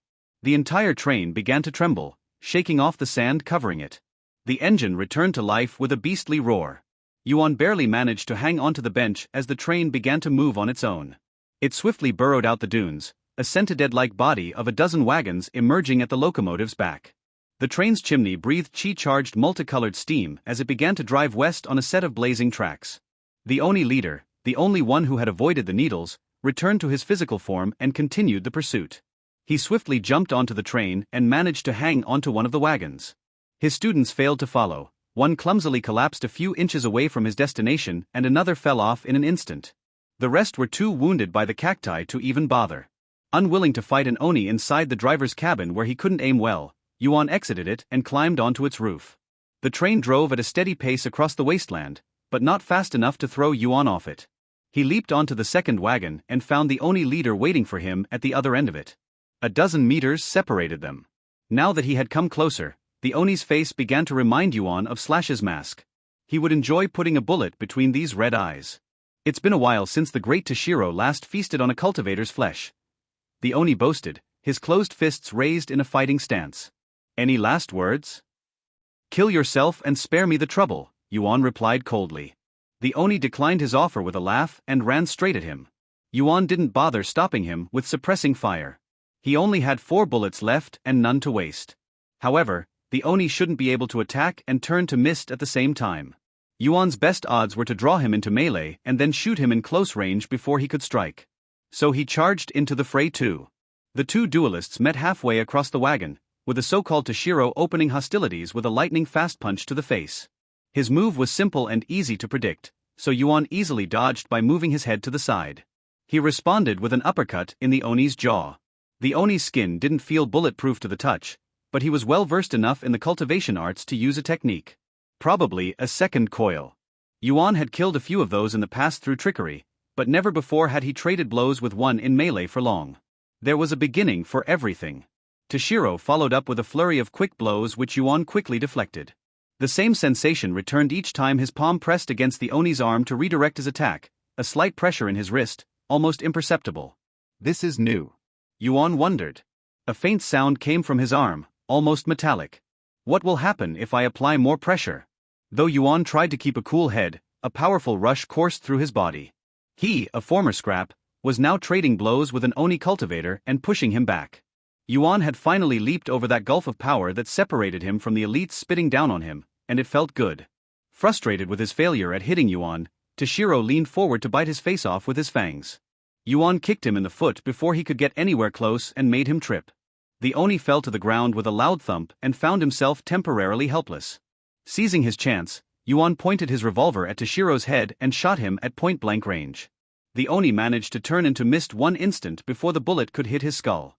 The projectile phased through his foggy head and punched through the wagon underneath them. Toshiro's leg made a sweeping motion the moment he regained physical form and hit Yuan's ankles, causing him to fall to his back. He rolled across the wagon and barely managed to leap back to his feet, just in time for Toshiro to kick him in the chest next. Oni possessed inhuman strength, and this one was no exception. Toshiro's feet would have crashed through Yuan's ribcage without his makeshift armor. The centipede carapace instead absorbed most of the impact, though it caused Yuan to stumble back. Coward. Toshiro snarled at Yuan. What kind of self-respecting martial artist wears armor? Says the guy turning to Smoke to avoid getting a bruise. Now back on his feet, Toshiro closed onto Yuan before he could regain his bearing. Yuan instinctively avoided a lethal punch to the face and countered by hitting the Oni in the chest with an open palm strike. His wrist let out a clicking noise, like the pull of a trigger. A surge of pain erupted in his hand, followed by a strong shockwave that sent Toshiro flying back. Yuan grunted as the blowback spread through his arm. The blow hurt him as much as his opponent. Toshiro managed to land on the wagon's edge. Yuan expected him to fall off the train for a second, but the Oni managed to regain his footing. From the way he held onto his chest with his left hand, the blow must have cracked a rib or two. Toshiro cautiously squinted at Yuan's hand. What was that? The recoil of a gun, Yuan realized. A recoil fist. The blow had hurt Yuan almost as much as his opponent. Revolver warned him that a first coil's body couldn't sustain a technique, and the pain in Yuan's right wrist keenly reminded him of that advice. That recoil fist trick might break his own arm if executed poorly, so he couldn't rely on it to win this fight. Yuan was careful to show none of his anguish to his opponent. Toshiro studied his face for any sign of weakness, then laughed and began to wave his hands in wide circles. A faint yellow haze began to form around his fingers. Few have survived long enough to see this technique of mine. Toshiro boasted. Die with my highest praise. Yuan ignored the blowhard's boast and focused on his hands. The mist had grown thicker around them and now spread to his forearms until it completely obscured them. The Oni now seemed to have clouds growing from his shoulders. Toshiro leaped at him once again, waving the mists around him. Yuan raised his arms to protect himself from his foe's punches, only to see the Oni's hands vanish in the fog. A phantom blow bypassed his guard and nearly blew his head off his shoulders. Yuan's reflexes barely let him bend his neck to the right and avoid a fatal strike, a fact that surprised him as much as it terrified him. Cycling chi had improved his body and reaction time. But all the best reflexes in the world wouldn't save him from invisible strikes. I can't see his hand movements. The yellow mist shrouding the Oni's fists obscured their motion, preventing Yuan from properly deflecting them. All he could do was shield his exposed head with his arms. I can't find an opening. Toshiro struck him in the chest again and his palm broke the Centided's carapace armor. Yuan had no choice but to back up a few steps to gather himself, but the Oni refused to give him any breathing room. He immediately closed in on Yuan before he could take aim with his revolver. Unable to see his foe's hands and knowing he would turn into mist if he tried to punch back, Yuan switched to targeting Toshiro's legs. A sweeping kick forced Toshiro to leap backward to avoid being thrown off his feet. Yuan's eyes widened as he sensed a slight pressure in his heel when it touched the ground. Could it be? Had enough. Toshiro taunted him. You can't even see your death coming. Yuan ignored him, his mind set on a plan. He quickly calculated the angle required for his next maneuver. Any misstep would get him thrown off the train, and he doubted he would have the strength to stand on his 2 feet afterward. I'll only get one chance to surprise him. Yuan briefly stretched his legs for the final sprint. If I botch my timing or if he changes into mist too early, then I'm done. Yuan charged at Toshiro with his wounded hand raised. He raced across the train with all of his speed, his posture that of a hand-to-hand fighter aiming to land a knockout punch. Toshiro laughed at his challenge and rushed to meet him. His eyes focused on Yuan's closed fist, and not on the one holding the revolver. Excellent. 3, 2, 1.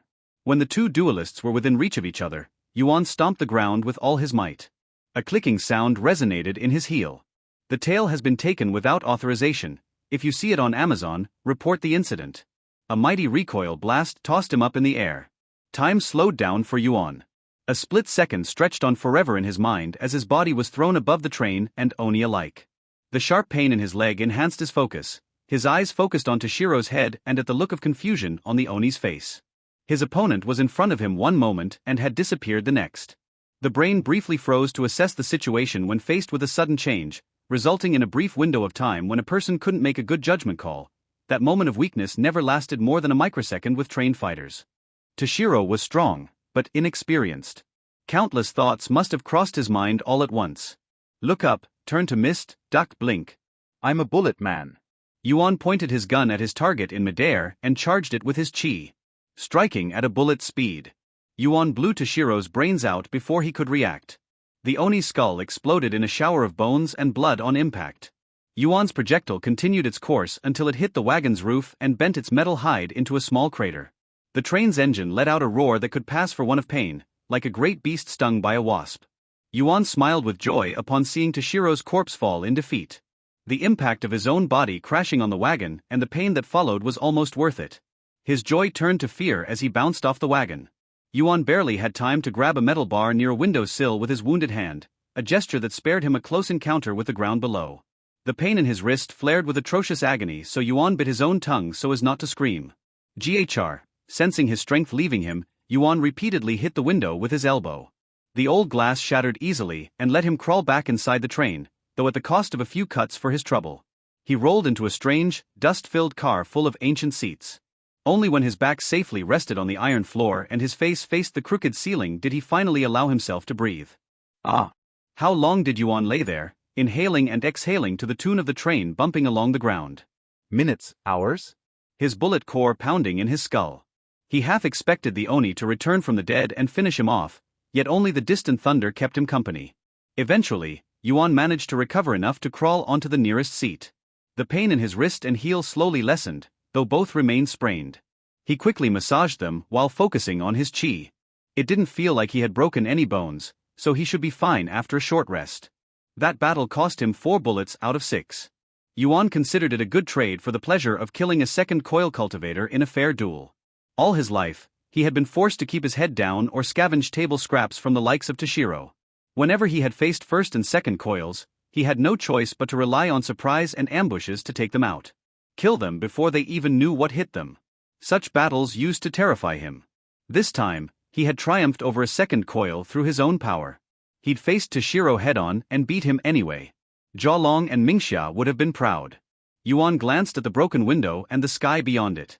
The moon's movement indicated that the spirit train was traveling westward. It was crossing thunder-blasted deserts and badlands faster than any Kirin. Yuan thought that cultivators used trains to, train, but now he wondered if it wasn't some kind of giant spirit car. Perhaps even their natural predator. Yuan wondered how far it would go. He assumed that the spirit train would eventually stop somewhere to feed, but this remained an educated guess. He might have to jump off the metal beast once he recovered or risk becoming its meal. At least it's traveling in the right direction, Yuan muttered to himself. Jialong, can you fetch my map? Yuan stopped himself mid-sentence. His exhaustion and force of habit got the better of him. The memory of his dead comrade's loss soured Yuan's mood. He closed his eyes and prepared to cycle his chi as a way to distract himself from his morosity, when he noticed a faint light in the distance. He glanced at the landscape, where a faint line of mercury light slowly covered the horizon. Dawn had come to the Thunderlands, and a fleet of spirit cars rode under the sunlight. Yuan watched on with sudden interest as a great herd of cars appeared in the distance. Dozens of vehicles great and small drove across the Badlands, their approach raising a cloud of dust behind them. No one sat behind their wheels. The noise of their engines overcame even that of the roaring thunder. Yuan smiled to himself as he witnessed their sunrise ride. The hunt was on. Enhance. He'd seen cultivators recover from heavy wounds within hours, and the exercise taught him why. Qi fueled the body, binding broken parts together, soothing bruises, and reinforcing the flesh. His wrist and heel quickly healed. Moreover, his core's tendrils had started spreading to his spine.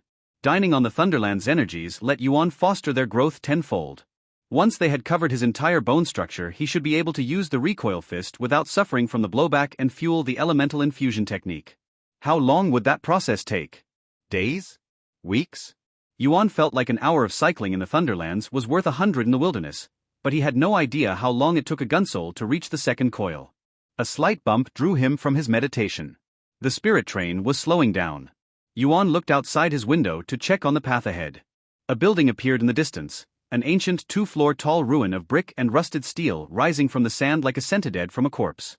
An antique stone platform rested along the phantom trail on which the spirit train rode. Was this place of great importance to the spirit train? Some kind of feeding ground? The spirit car herd riding nearby wasn't slowing down when approaching it at least. Yuan sat in his seat as the spirit train slowed down to a crawl along the platform. It let out a whistle and let loose a cloud of colored smoke from its chimney, then stopped. Unwilling to climb off in case the creature woke up again, Yuan first exited his wagon to climb back onto the roof. Toshiro's beheaded corpse was still there, lying in a puddle of blood. Funny how Oni bled red like everyone else.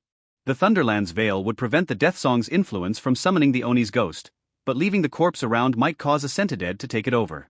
A dangerous prospect considering Toshiro used to be a second coil.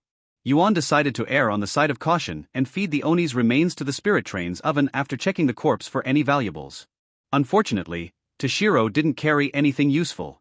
No ammo, no currency he could use, no nothing. His flesh didn't earn Yuan anything either. The spirit train's engine simply burned Toshiro's body without starting up again. This greatly disappointed Yuan. He was tempted to tame the spirit train after seeing it in action, but he had no idea how to do so. He didn't even know whether it fed on gasoline or something else. With the vehicle refusing to budge and nothing left to lose, Yuan climbed down from the front car and stepped onto the platform. The ancient building faced him, tall and silent. Its broken windows were devoid of glass and its doors had long since lost their hinges. A metal sign written in a language Yuan didn't understand hung from the dusty facade. Though the place already appeared ransacked, he might find a few useful supplies inside. Yuan only took a few steps towards the entrance when his spine stiffened in alarm. Show yourself. When no one answered his demand, Yuan grabbed his revolver.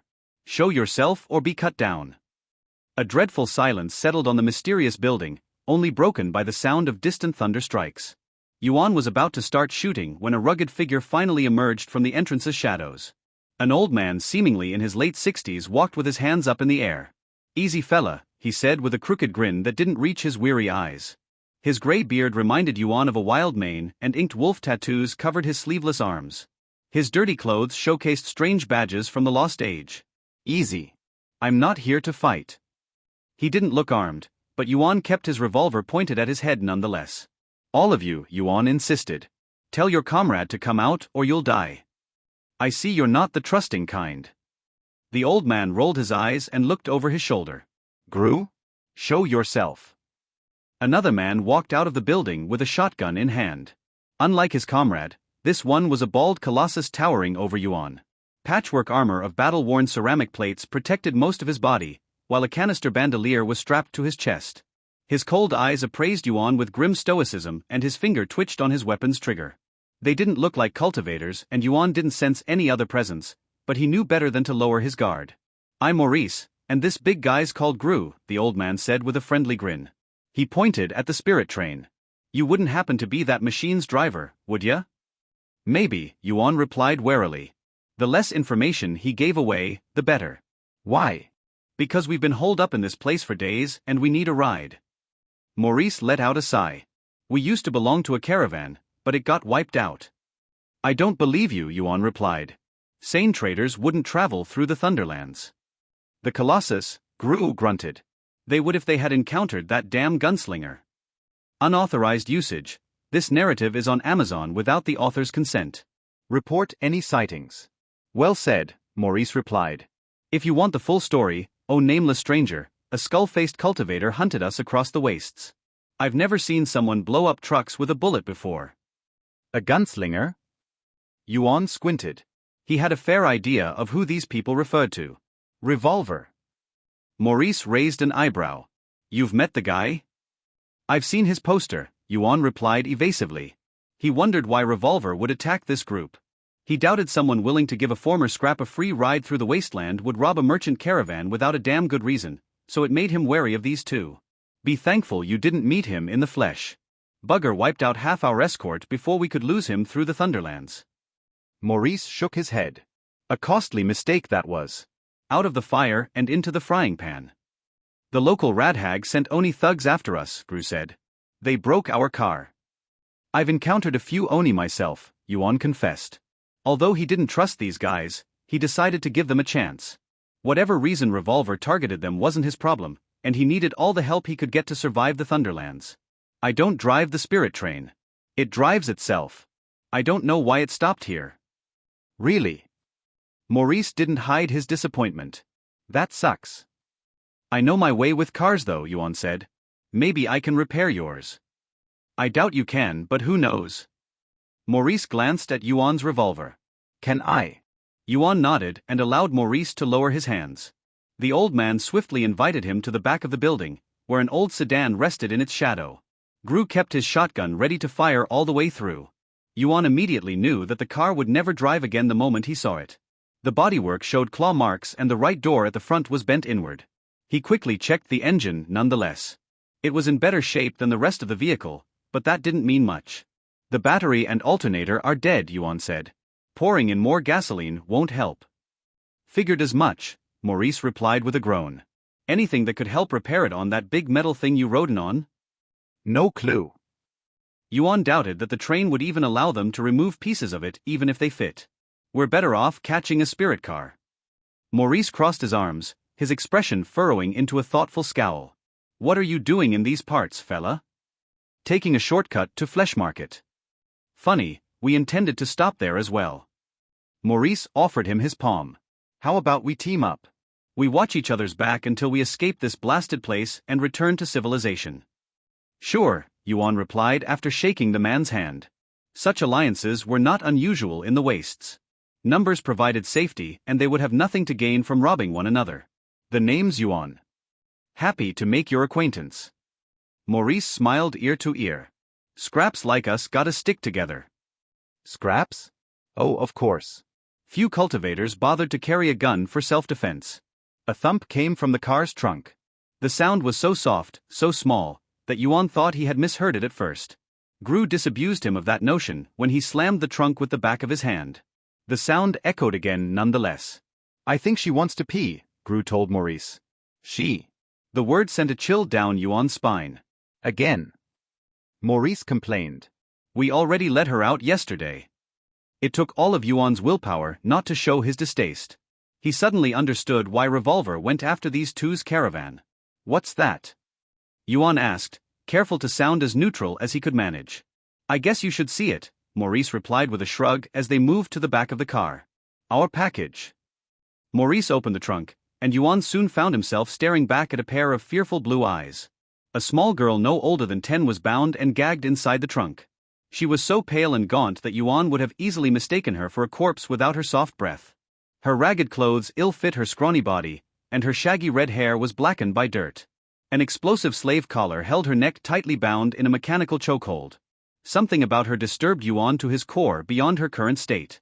The girl's chi felt unnatural, like a cloud of darkness and green miasma. Pretty girl, ain't she? Maurice laughed as he pinched the girl's cheek. She recoiled in fear and disgust, which only amused the slaver. Look at how healthy she is. She feels. Yuan struggled to find the right term. He had a hard time focusing past his overwhelming disgust. Wrong. I'm surprised you could tell. Maurice sneered at the child. She's a Hitobasher. Yuan had heard of them. These human pillars were specially prepared human sacrifices.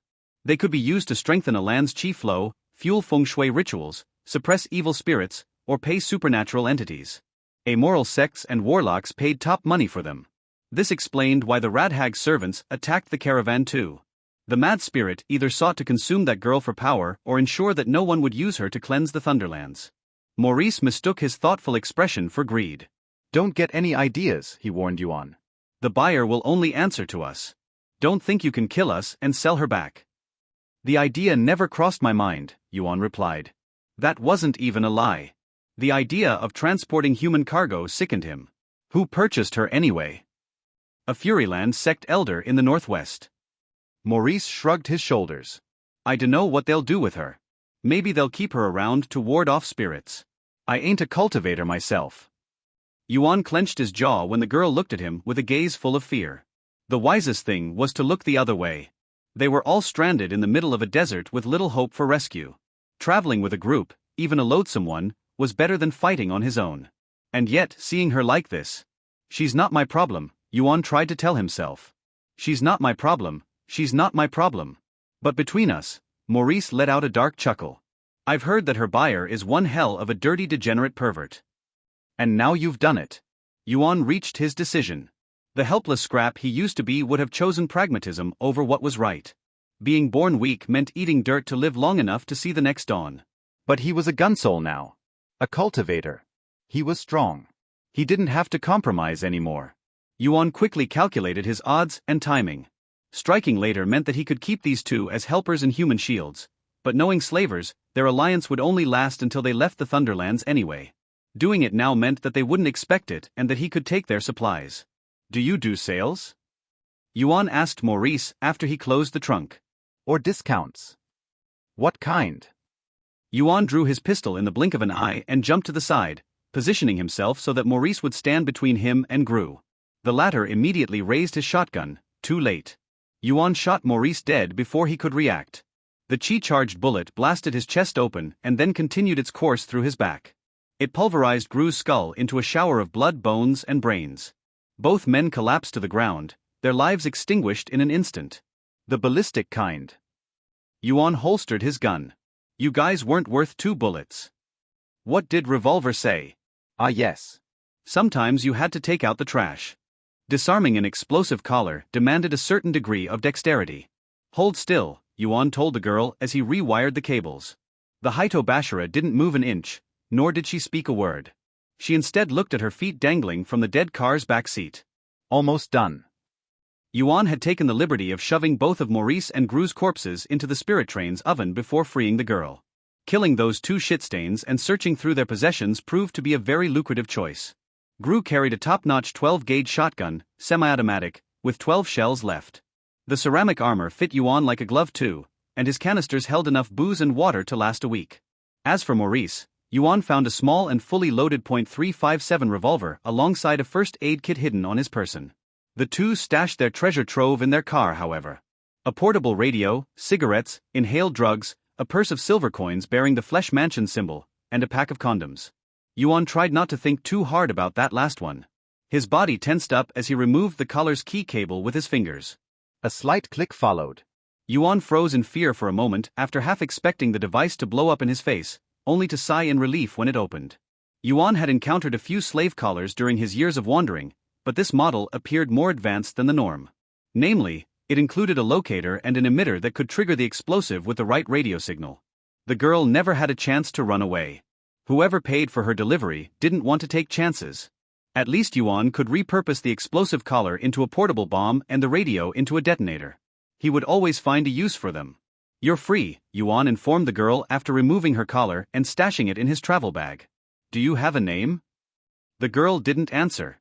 She didn't even dare to look at him.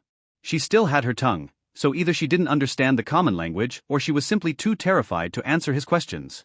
Yuan could hardly blame her after what she went through. "Do you want a name?" he asked her. The girl answered his query with silence.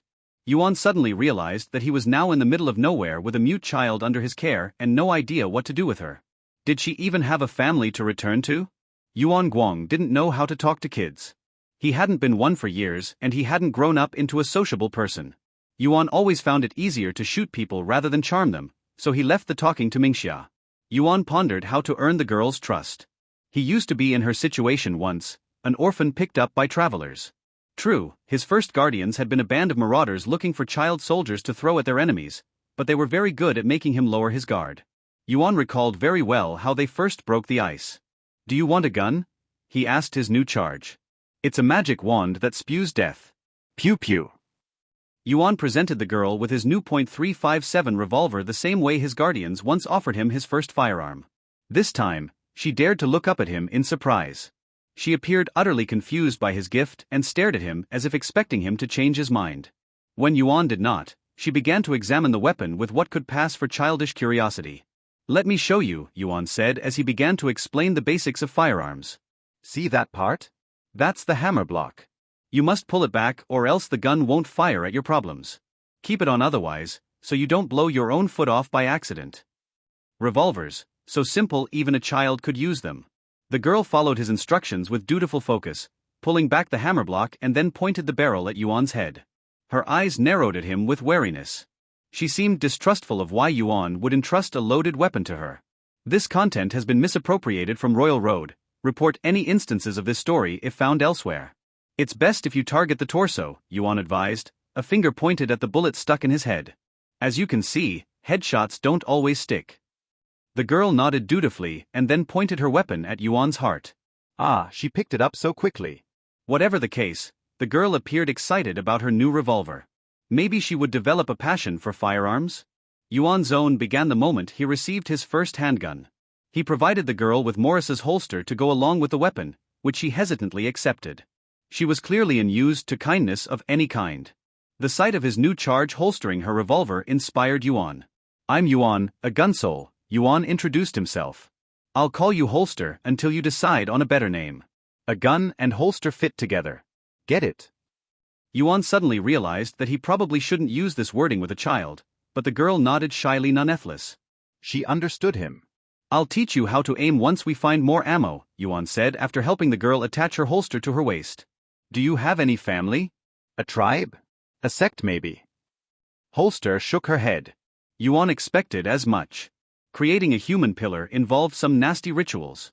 Considering her age, the girl was probably born and prepared for the express purpose of being sold off as a living sacrifice. Stay close to me for now, Yuan advised his new charge. I'll drop you off somewhere safe once we leave the Thunderlands. Try to preserve ammo if possible, but don't hesitate to shoot anyone that threatens you. He shouldn't have too much trouble finding a guardian for the girl. Many communities welcomed any new female members that could help them grow over time. He would have to entrust her to scraps and hide her status as a Hitobasher though. Yuan banished these thoughts from his mind. The question of Holster's status could wait until after they left the Thunderlands in one piece. The girl nodded at Yuan and proceeded to follow him as he began to check over the nearby building. Maurice and Gru had already ransacked the place of anything valuable, but a few posters on the walls inside piqued his interest. Their faded ink showed trains driving into the sunset towards verdant mountains and wealthy lands. Others showed a map bound by lines connecting points together. Could it be? Yuan muttered to himself. He quickly compared this map with the one he received from Kyung-sun. The two differed drastically, but a few of the landmarks matched.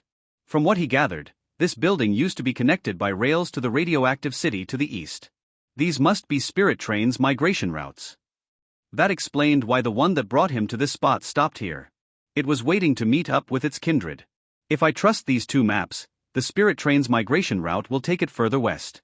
The old railroad traveled near Flesh Market and continued beyond Battletown. I wouldn't need to tame a lesser spirit car. However, Yuan had no guarantee that the spirit train would wake up anytime soon. What if its kindred never showed up, or weeks later? Yuan neither had the time nor the supplies. Taming a lesser spirit car looked like his safest bet. We'll search the spirit train in case I missed anything and then move on, Yuan decided. Did you hear me, Holster? No answer.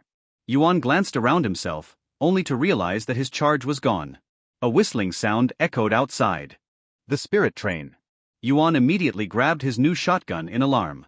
How foolish of him, he hadn't anticipated how the creature would react to a Hitobasher's presence. His bullet core pounding in his head, Yuan immediately rushed outside to find Holster standing next to the machine. She looked up at the spirit train with her big blue eyes and boundless curiosity. To Yuan's surprise, the spirit train appeared to have woken up from its slumber. Faint smoke rose from its chimney and its front lights lit up on their own. Step away from the spirit train, Holster, Yuan ordered the girl. Holster looked at him with what could pass for confusion. The spirit train blew its whistle, but it didn't try to drive away. Neither did Holster back away from it. She simply faced Yuan with a shy expression. Do you want to board it? Yuan asked Holster. The child nodded meekly. You understand that this could be dangerous? Holster nervously chewed her lip, but didn't step away from the vehicle. The spirit train let out another whistling sound far louder than the last. It reeked of impatience? Yuan wasn't sure how to qualify the vague feeling coming from the steel titan. Is it? Yuan squinted at Holster. Is it waiting for us? Holster nodded shyly. Did she commune with the spirit train somehow? The Hitobasher possessed a strong connection to the world's flow of qi and feng shui abilities. Perhaps commanding these creatures was one of her powers? Yuan decided to give her intuition a chance. It wasn't like he had a better option on his plate for now. After stashing everything he could carry into his bag, he walked closer to the spirit train. Holster meekly followed after him, but suddenly froze in hesitation when they were about to board the vehicle. She likely never entered one in her life. Do you want to take my hand? Yuan asked Holster before offering her his palm. The little girl stared at his fingers with hesitation, then gripped his palm with her tiny fingers. His touch gave her the courage to board with him. The spirit train began to move the moment they stepped on it. I'm in the middle of nowhere, Thunderlands, Yuan summarized his situation. I've got weapons, drugs, one hell of a grudge to settle, and I'm riding a spirit train through hostile territory with a mute child whose powers I don't understand. This is gonna be fine, he decided. The spirit train traveled gently along phantom tracks while Yuan cycled his chi in the front car. His core gorged itself on the power coursing through the air and empowered his body. His bullet's metal roots spread down to his shoulders and rib cage, strengthening his back. He felt the steel intertwined with his flesh. A few more sessions would complete the process until the metal nerves reached from his head down to his fingernails. Let's try elemental infusion. Yuan focused his chi through his face the same way Revolver empowered his hand. He sensed the flow of his power expand from his nerves to the rest of his skull. His skin gained the texture of metal for a brief instant, and then his soft skin turned into a paper-thin steel sheet. His flexible lips stretched into an iron smile. Finally, powering the technique cost him a great deal of chi and focus, but Yuan tried to push the elemental infusion as far as he could. The steel skin spread from his head to his neck and upper back before abruptly stopping at his shoulder blades. A sharp pain strained Yuan's muscles the moment he attempted to expand the metal beyond that point. The technique swiftly cancelled itself and returned his skin to normal. Only the parts of his body blessed by his bullet's roots could sustain the elemental infusion technique, so Yuan wouldn't be punching his foes with metal hands anytime soon. At least he gathered enough chi to sustain it for a few seconds. It might come in handy to protect his skull from harm, or deliver a metal headbutt if he was desperate enough. Meditating in the locomotive provided Yuan with more insight into the spirit train's inner functions. He used to wonder if the beast consumed coal or gasoline to feed itself. Instead, the creature appeared to cycle chi the same way Yuan himself did. It channeled the flow of power coursing through the Thunderlands into its engine, then redistributed it across its entire length. Yuan wondered if it would work outside chi-rich regions. A smaller spirit car could feed on gasoline alone, but a creature this big might require much more. Maybe that was why it needed to stop now and then? To stockpile chi in preparation for its western migration? Spirit trains still made little sense to him. Yuan glanced to his side to find Holster also cycling her chi near him. The girl imitated his posture, her hands clenched, her eyes closed tight, her breath slow and steady. She appeared more used to the practice than Yuan himself. How many coils did you complete? Yuan asked her. Holster opened her eyes and shyly raised a single finger at him. A gesture that starkly reminded Yuan of how much he lagged behind others in the spiritual arts. A child less than half his age had crossed as many coils as he did. The number surprised him in another way. Holster radiated chi, far more than Yuan himself. She should have reached the second coil by now. Yuan focused on his charge when she did a new cycling run and quickly noticed the issue. The procedure that turned Holster into a human pillar had degraded her ability to strengthen her body with chi. Instead of processing the chi and redistributing it to enhance her flesh, Holster's core hungrily stockpiled the energies within itself and gave little back. Energies that would go free at the time of her death. This girl had literally been raised to become a chi battery. She'll never reach the second coil no matter how much she cycles her chi, Yuan realized with sadness. She's hardly better than a scrap. Yuan wondered if there was a way to undo a Hitobasher's curse. He'd never cared enough about the subject to ask himself that question before. Turning Holster back into a normal cultivator would also keep others from trying to exploit her. This story originates from a different website. Ensure the author gets the support they deserve by reading it there. The spirit train's whistle echoed within the front car, startling Yuan and his charge. Holster looked up at the metal roof and then slowly rose to her feet. Did the train ask something of you? Yuan asked. Holster nodded shyly and then looked at him with her hands joined. Yuan guessed that she wanted him to follow her. Though she had grown brave enough to face him, she remained afraid to grab his sleeve or make direct demands. Yuan would have to wait a while before he earned her trust. Yuan followed Holster to the second wagon.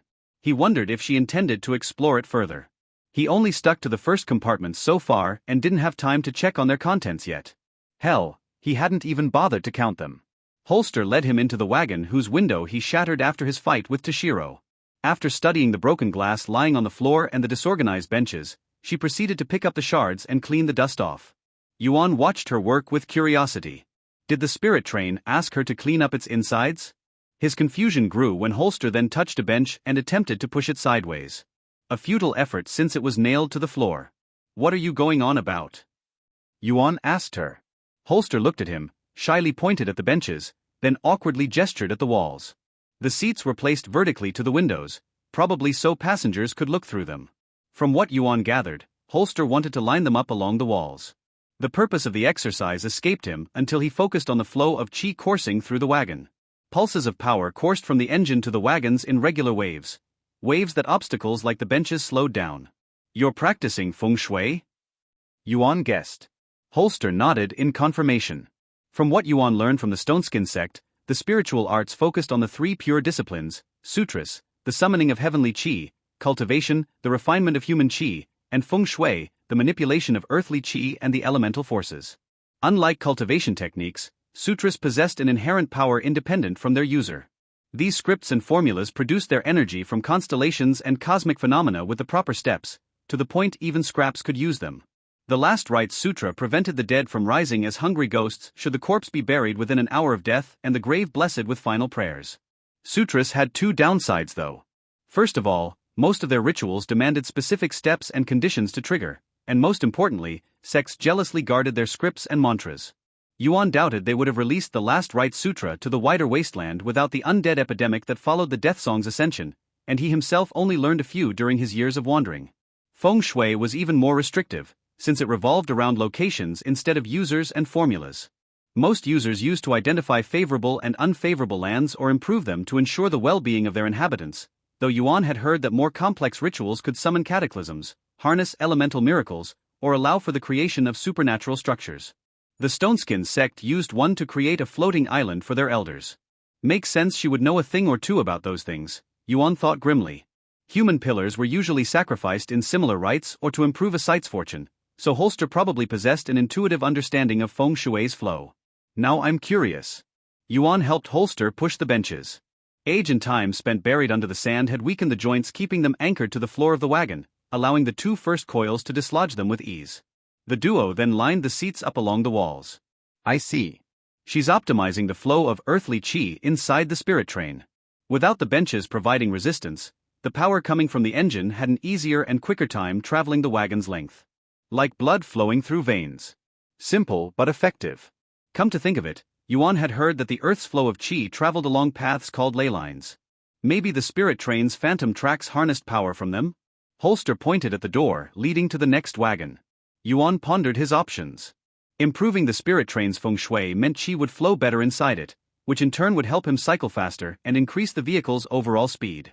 Both of which would benefit them greatly. The spirit train moved closer to the Thunderlands center with each passing hour, and thus the Radhag's lair. If she sensed Holster's presence on board, a likely prospect since she sent Oni after Maurice and Gru, then they would have a fight on their hands. One that Yuan doubted they could win with their current supplies. Best be prepared, Yuan said as he grabbed his new shotgun. Stay behind me for now, Holster. Yuan hadn't checked the rest of the wagons yet and he had no idea of what they contained. They could expect anything. Of all things to run into, Yuan certainly didn't expect to find a treasure trove. The third wagon had been nearly identical to the second, a wheeled house of seats facing wraparound windows, albeit with more tables, broken lamps, and pots that were once used to house plants and crops. Ancient cultivators no doubt attempted to cultivate enchanted flowers there, though none of them survived for Yuan to harvest. He and Holster rearranged the place to improve the area's chi flow, then moved on to the next wagon. The fourth compartment proved the most unique so far. Rugged and spacious, with sliding doors on the side and numerous overhead racks, it lacked seats and decorations of any kind. It instead overflowed with plastic and leather chests. Yuan marveled at this unexpected discovery. This must be the spirit train's treasure chamber, Yuan muttered to himself as he examined the storage spaces. He opened one of the chests, its rusty metal lock crumbling before his strength, and swiftly checked its contents. To his disappointment, he only found clothes and shoes.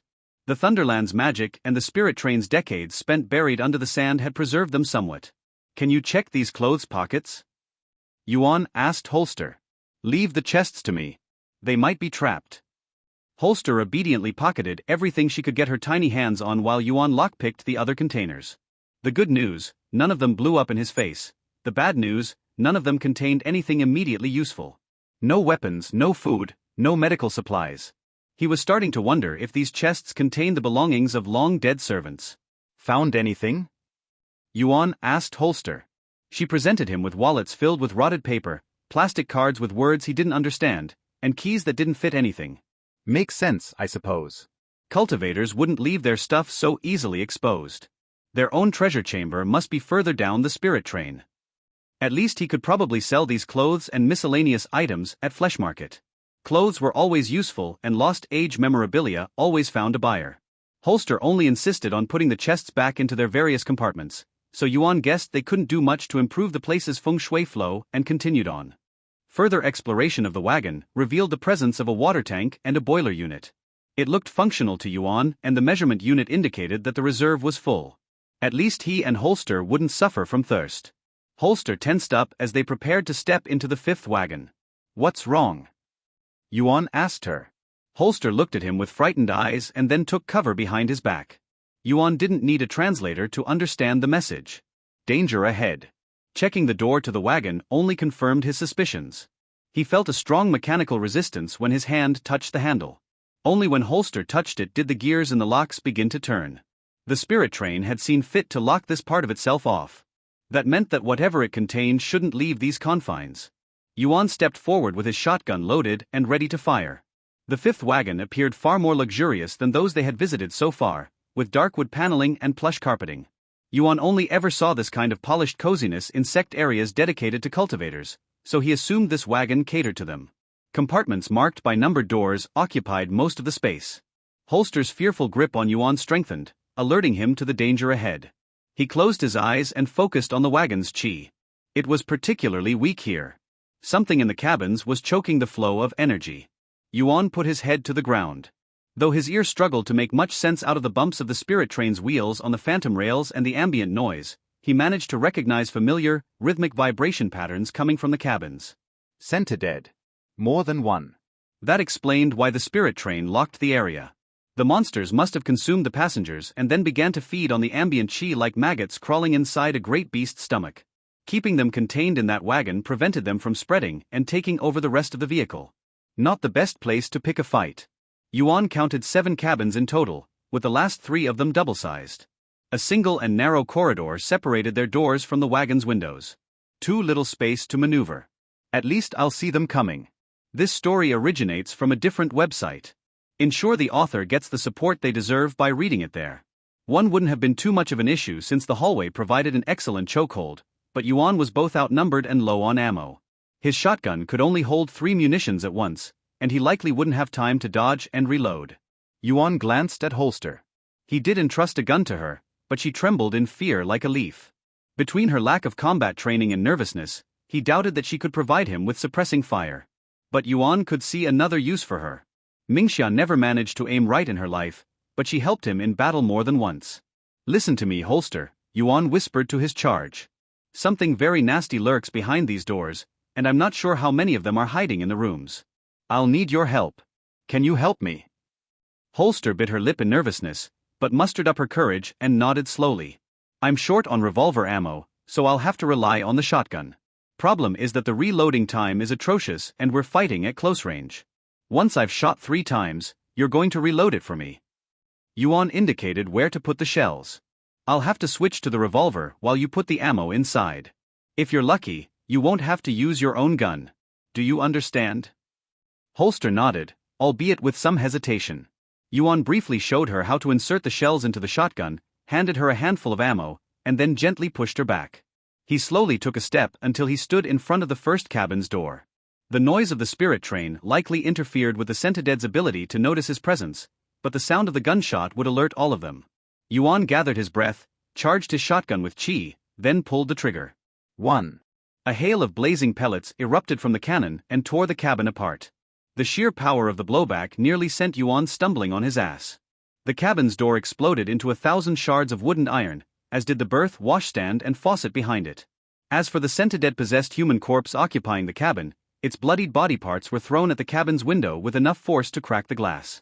Chittering screeches resonated across the entire wagon and a few doors snapped open.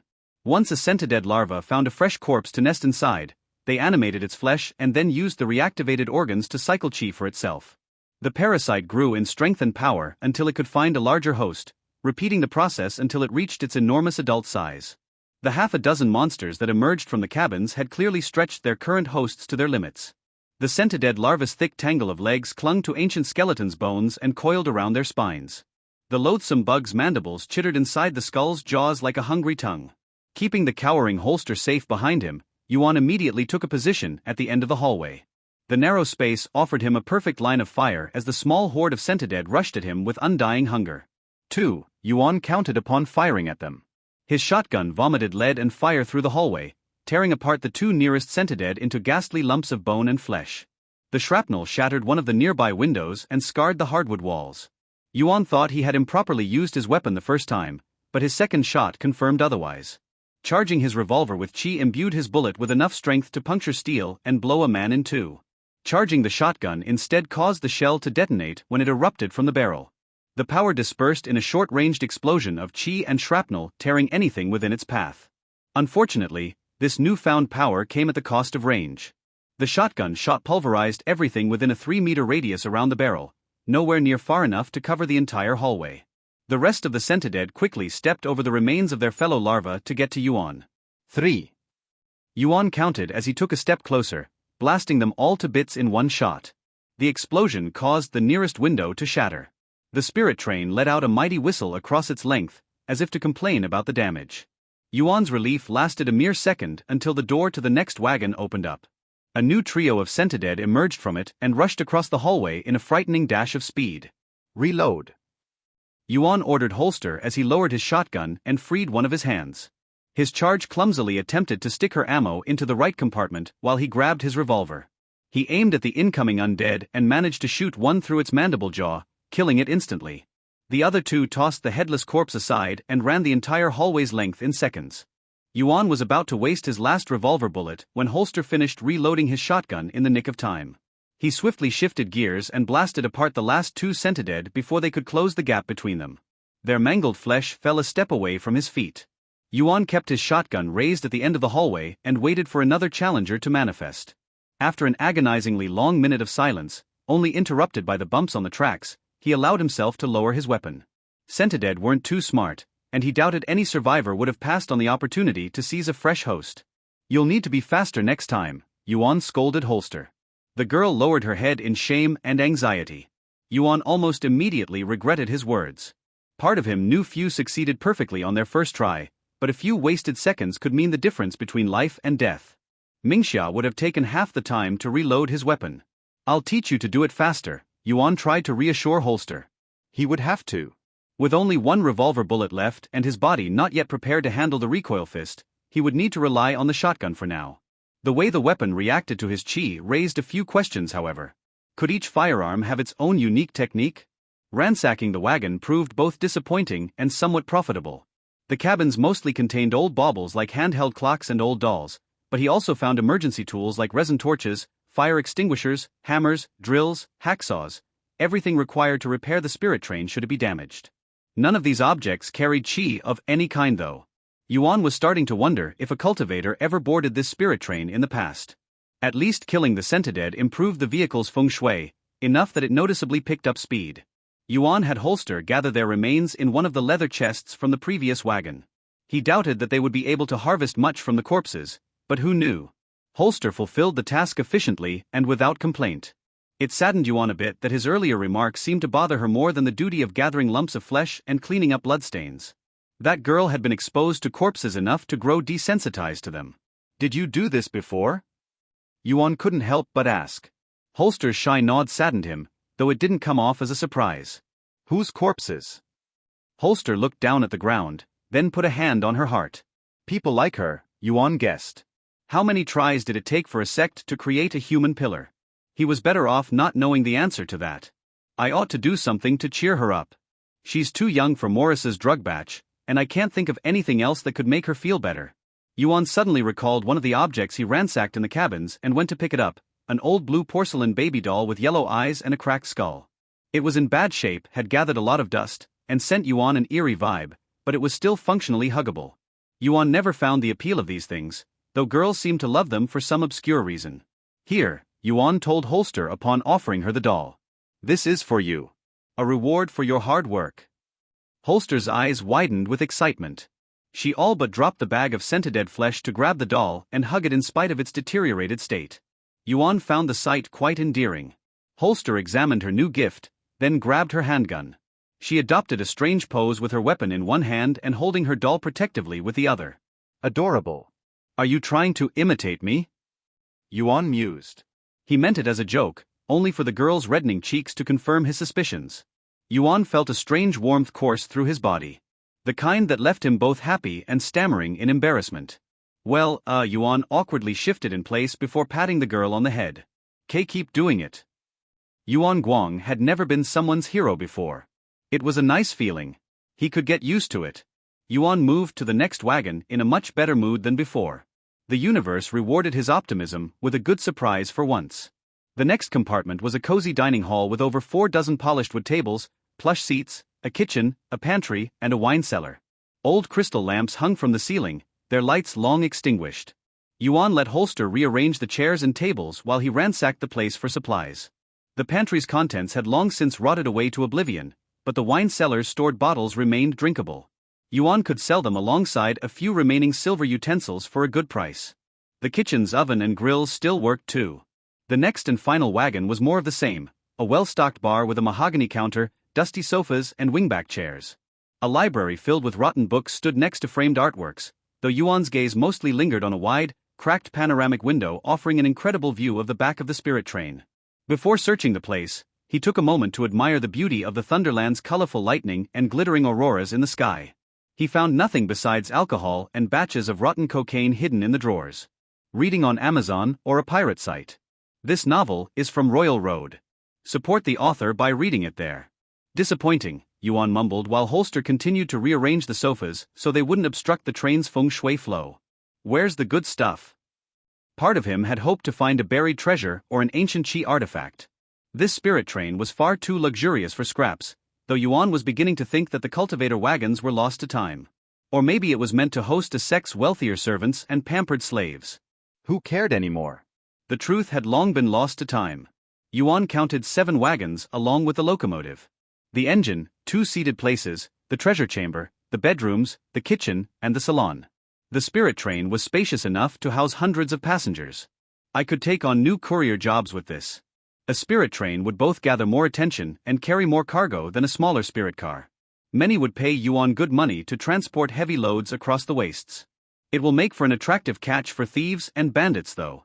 Yuan brushed these thoughts off for now. He would take his revenge first and wonder about what to do next after putting a bullet through Slash's head. The spirit train suddenly picked up more speed, which caused Yuan to look around. Holster had finished rearranging the tables and sofas in a way that reminded Yuan of a U-curve joining with the bar counter.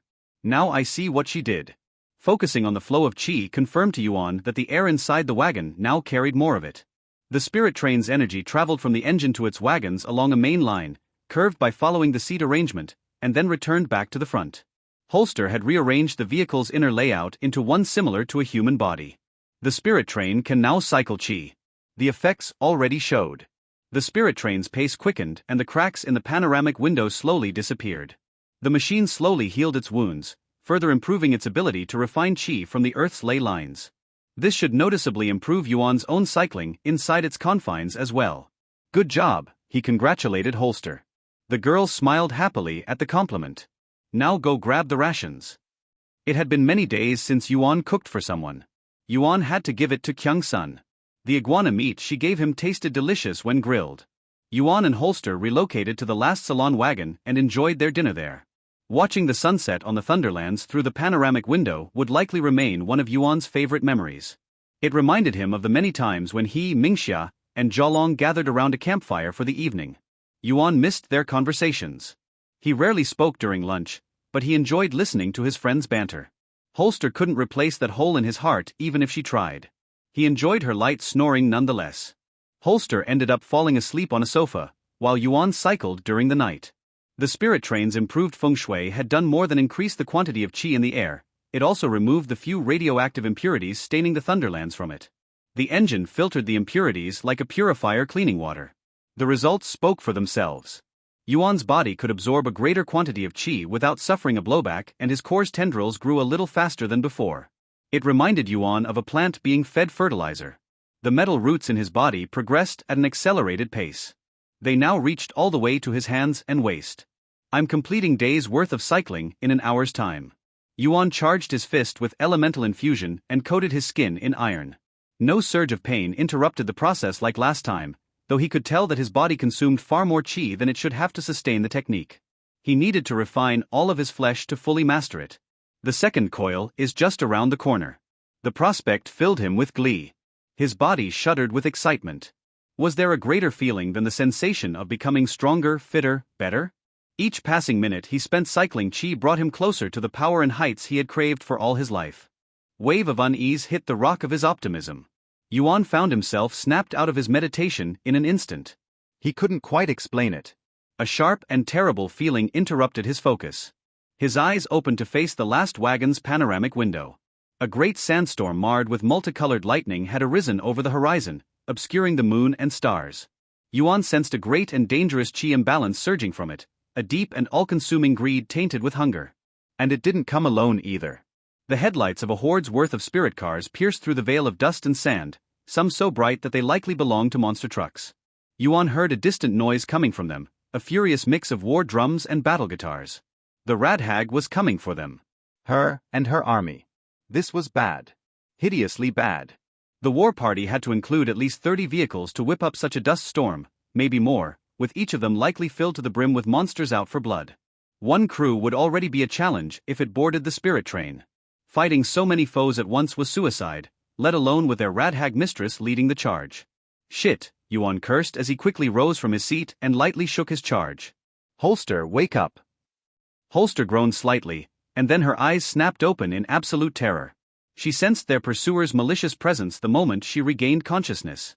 Can you order the spirit train to go faster? Yuan asked her. A Thunderlands caretaker couldn't leave its confines. If their vehicle managed to escape the region, well, they would probably still have to contend with Oni stragglers, but it would at least give them a fighting chance. Full speed. Holster hastily joined her hands together in a pose of silent prayer, which was answered by a droning whistle which resonated along the spirit train's entire length. Its wheels roared louder than the lightning outside as they gathered speed. They started passing landmarks in the blink of an eye, with great metal pillars rising from the sand and the ruins of ancient houses becoming furtive blurs. They passed through the Thunderlands like a lightning bolt. For a moment, it appeared as if they would outrun their pursuers. But it still wasn't enough. They distanced themselves from most of the dust storm as its spirit cars failed to keep up with the spirit train, but a great cloud of sand continued to gain ground. Yuan saw a strong light shining in its center like a baleful eye, though the darkness of night prevented him from seeing its source. How long until they catch up? Yuan gave them half an hour at best. Far too little time to escape the Thunderlands. Would decoupling the wagons let them move faster? The locomotive would have to carry much less weight, but amputating the spirit train might cause it to bleed out. Yuan had no idea how this creature worked after all. A sinister noise echoed out of Yuan's bag, startling him. The slaver's radio. Taken aback, Yuan cautiously brought it out of his bag as Holster watched on with fearful eyes. The weathered communication device had turned itself on without any input, the central needle measuring signal strength wildly swaying from one side to the other. Brief jolts of multicolored electricity burst from its switches and buttons. A voice came out of its speakers. It was vaguely female yet scratchier than a screeching blade cutting through a metal wall. The child, she rasped. I want the child. Holster shrank in fear, her skin paler than chalk. Yuan didn't need a memo to guess who was contacting them. Surrender the child to me, cultivator. Let her blood water my land, the voice rasped. Give her to me now. Yuan's jaw clenched, then handily gripped the microphone button to answer. Or what? Or I will come take her and your life. A haunting laugh echoed out of the radio, deep and dark. Take a closer look. Yuan peeked over his shoulder just as a monstrous machine emerged from the dust storm, riding trails of lightning. The machine vaguely resembled a spirit train from afar, but one made of black rubbery skin alongside its steel and iron. Sentided crawled inside its flesh like maggots in a wound. A hungry maw of snarling fangs hissed at the locomotive's front under the baleful glow of a three-lobed red eye serving as its headlights. The machine held a multi-tier structure on its back that reminded Yuan of the stone-skin sex pagoda, with walls of stone stuck to black veins bound by brass pipes and smoking furnaces. Oni warriors with bows, spears, and a handful of rifles stood on its roofs or behind its ornate windows. A true base on wheels. The monstrous spirit train was hardly any faster than Yuan's own ride, but it managed to slowly catch up nonetheless. You might be reading a pirated copy. Look for the official release to support the author. And the oppressive chi on board.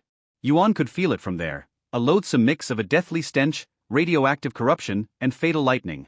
The Radhag's presence wasn't as intense as revolvers, but it was still far beyond Tashiro's or Gatesville's 2-bit cultivators. The monster on board that spirit train was strong. Far stronger than Yuan himself. His fists clenching, Yuan glanced at Holster. Her fatalistic expression told him that she fully expected him to sacrifice her. They both knew he couldn't take this war party head-on. The Radhag only wanted her because she was a Hitobasher whose chi she could feed upon. Their pursuers would most likely lose interest in the spirit train should their prey be thrown off it. Yuan's goal was to kill Slash, not to protect slaves and strays. Rescuing Holster had been a happy coincidence that let him tame the spirit train, but he didn't owe her anything. He had nothing to gain from protecting her, and everything to lose. The slavers wouldn't have hesitated. Yet part of Yuan simply couldn't accept that outcome. His pride wouldn't let him. He refused to bend the knee ever again.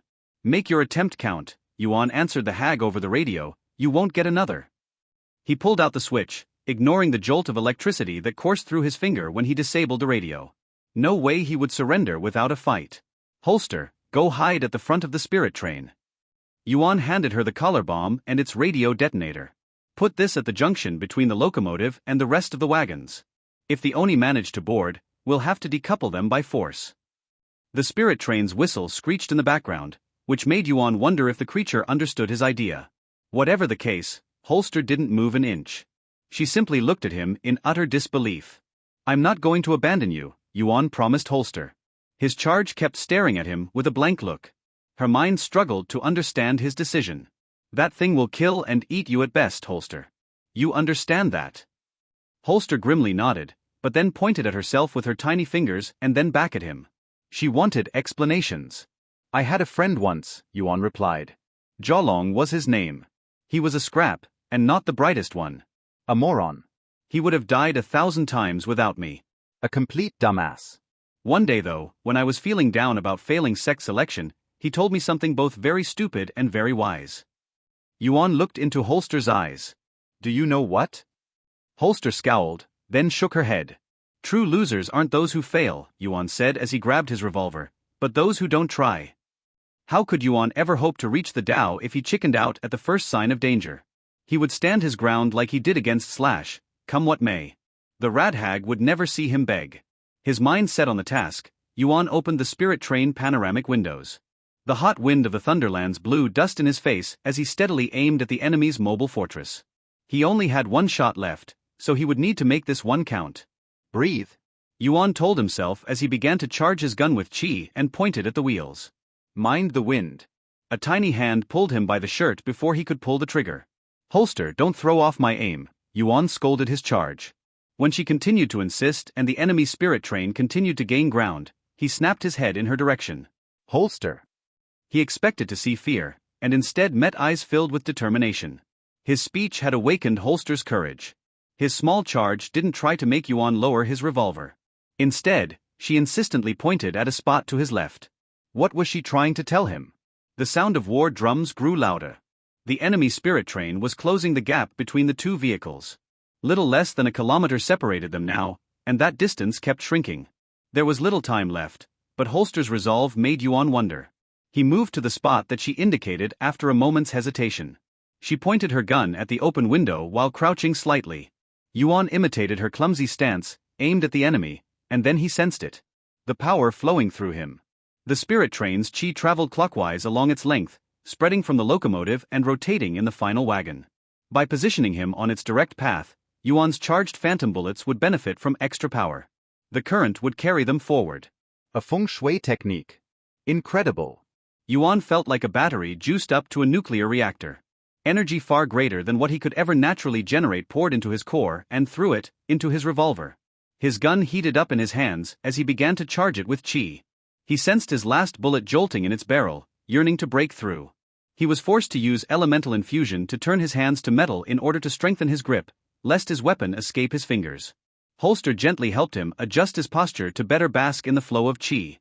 It threw his aim off. "I won't be able to hit the wheels," he warned Holster. She simply smiled at him. "Trust the flow," she seemed to tell him. "Go along with it.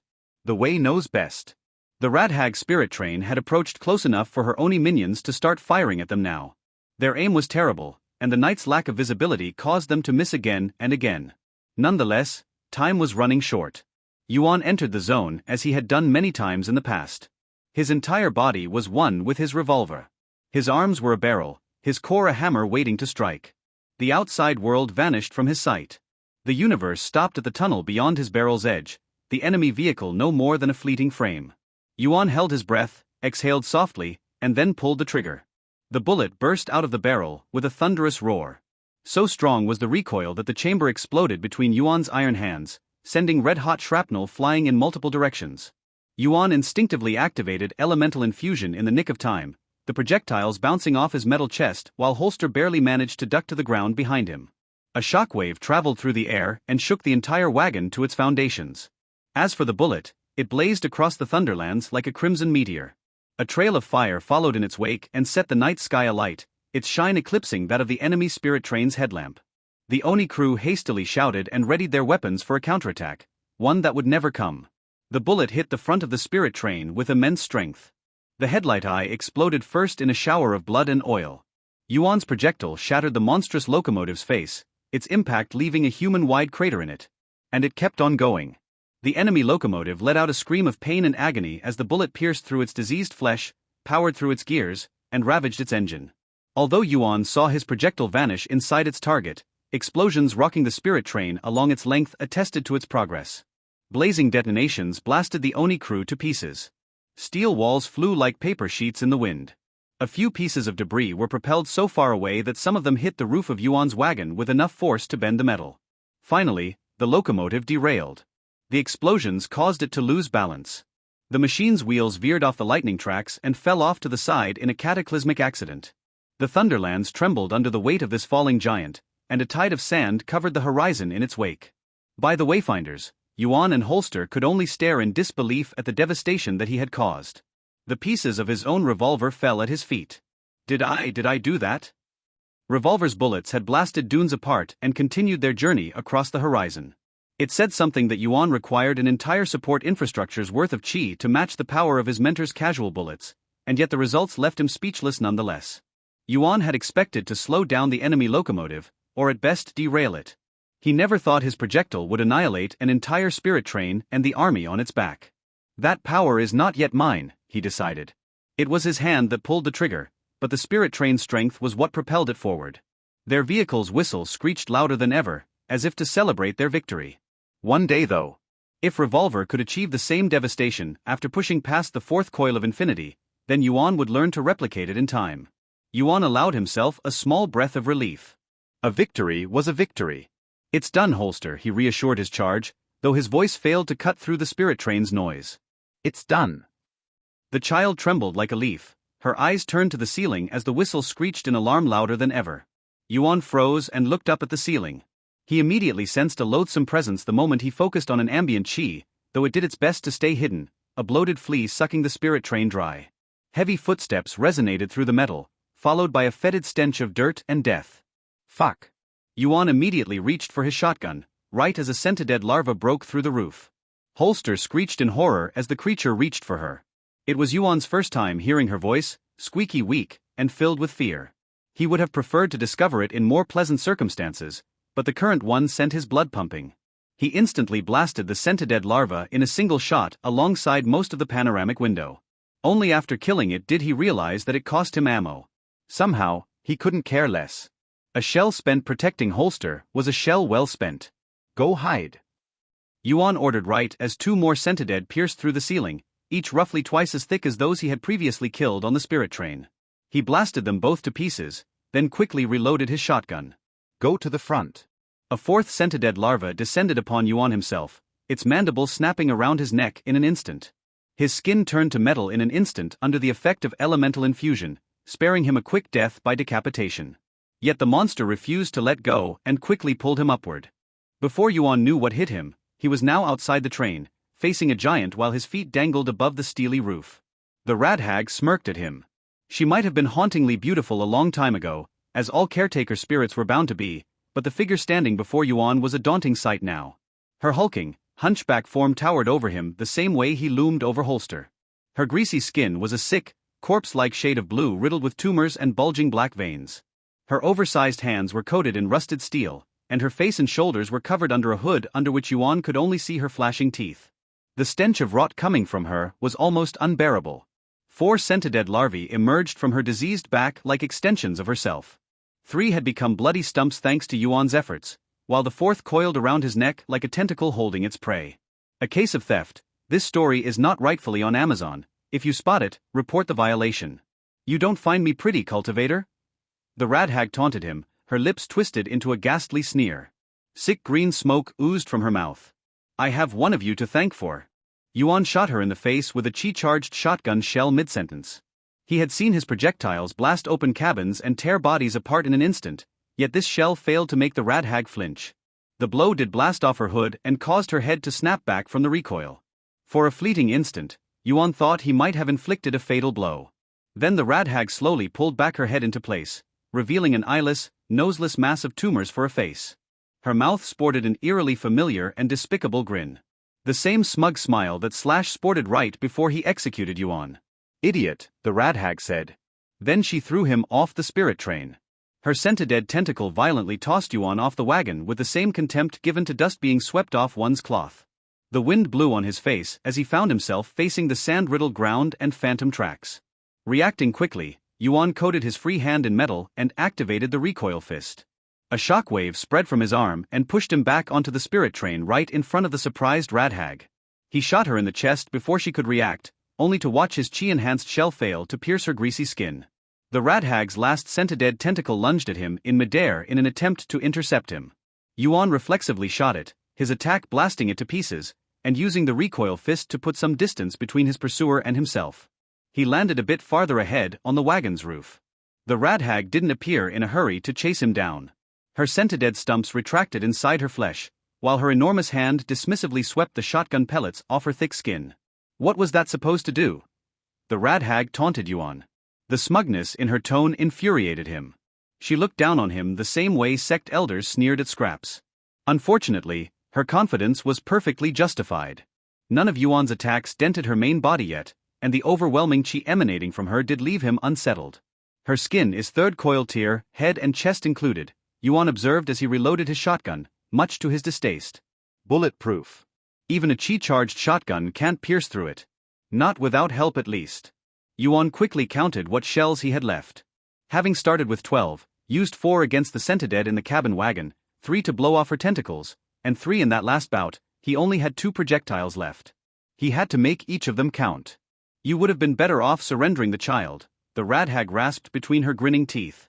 She lazily stepped over the holes her centipede tentacles had left in the roof and strolled toward Yuan without a care in the world. Once I've consumed the Hitobasher, I can finally heal my lands.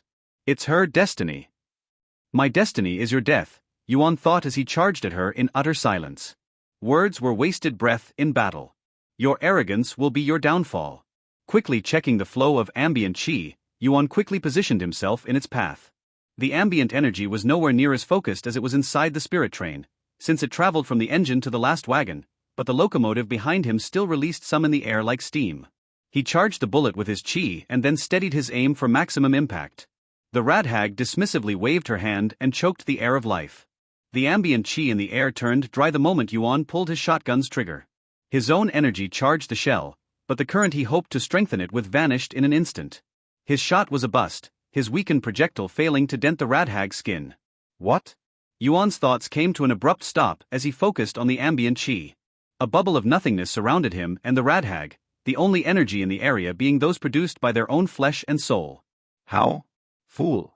I am this land. The flow of chi answers to me. The rad hag pointed at Yuan with her left index finger.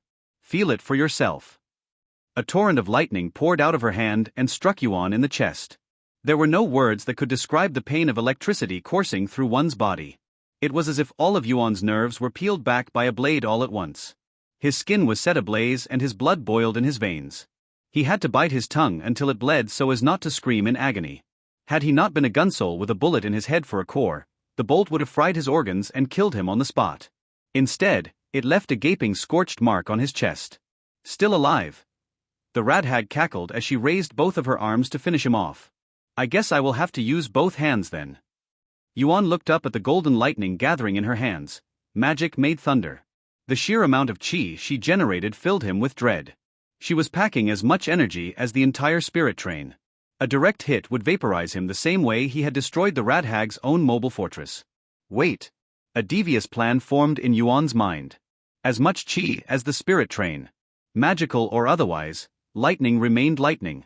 Chi. Yuan activated elemental infusion and coated his skin from one arm to the other in metal. He purposefully avoided affecting his head where his bullet core was located, instead forming an uninterrupted line of steel moving from his free hand and traveling through his shoulders all the way to his shotgun. He couldn't botch the timing on this one.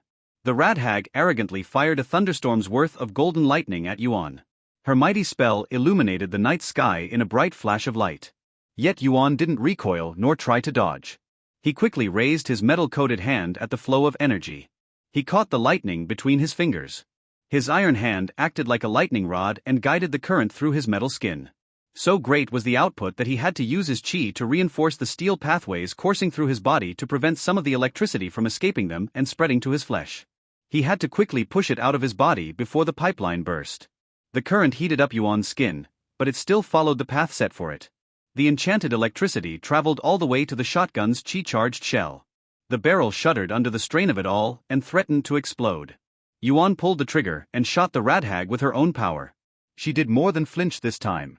The golden blast snapped the shotgun's barrel in half and tossed the rat hag back across the wagon's entire length. Her chest skin burned brighter than the sun, and her hideous stench was overwhelmed by the smell of cooked meat. Yuan watched her stumble back with satisfaction, though it remained short-lived. The rat hag caught herself before she could fall off the spirit train. She wasn't dead. Not yet.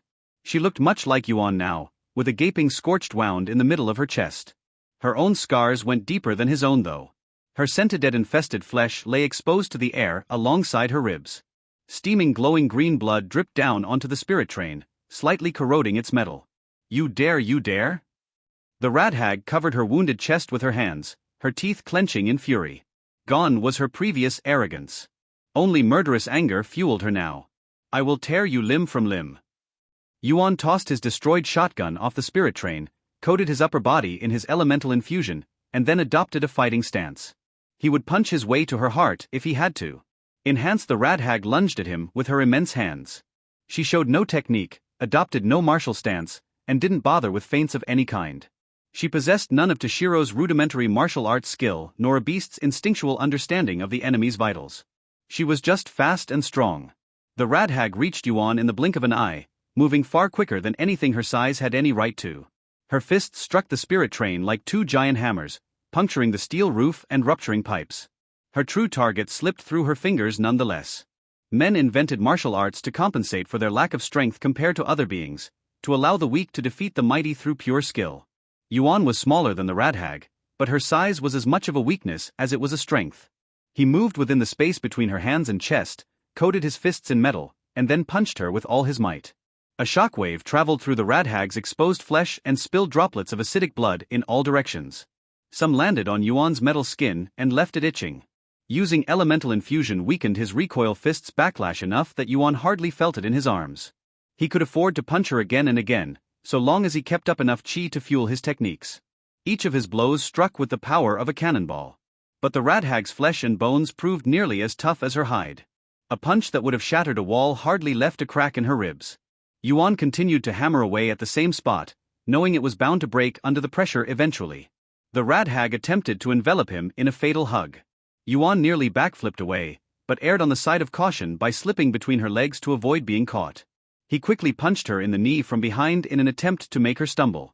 Even if her skin was bulletproof, the impact should at least throw her off her feet.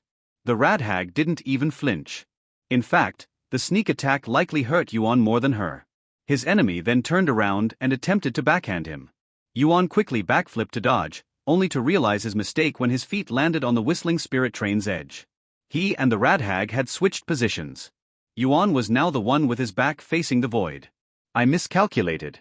Yuan cursed himself for his lack of foresight. I should have kept my distance earlier. You cultivators, you're all parasites, the rat hag rasped. All you can think of is to take lives, either from the world or each other. Everywhere you go, you fill graves and call it peace. Yuan ignored her and instead considered his options. How could he best salvage the situation?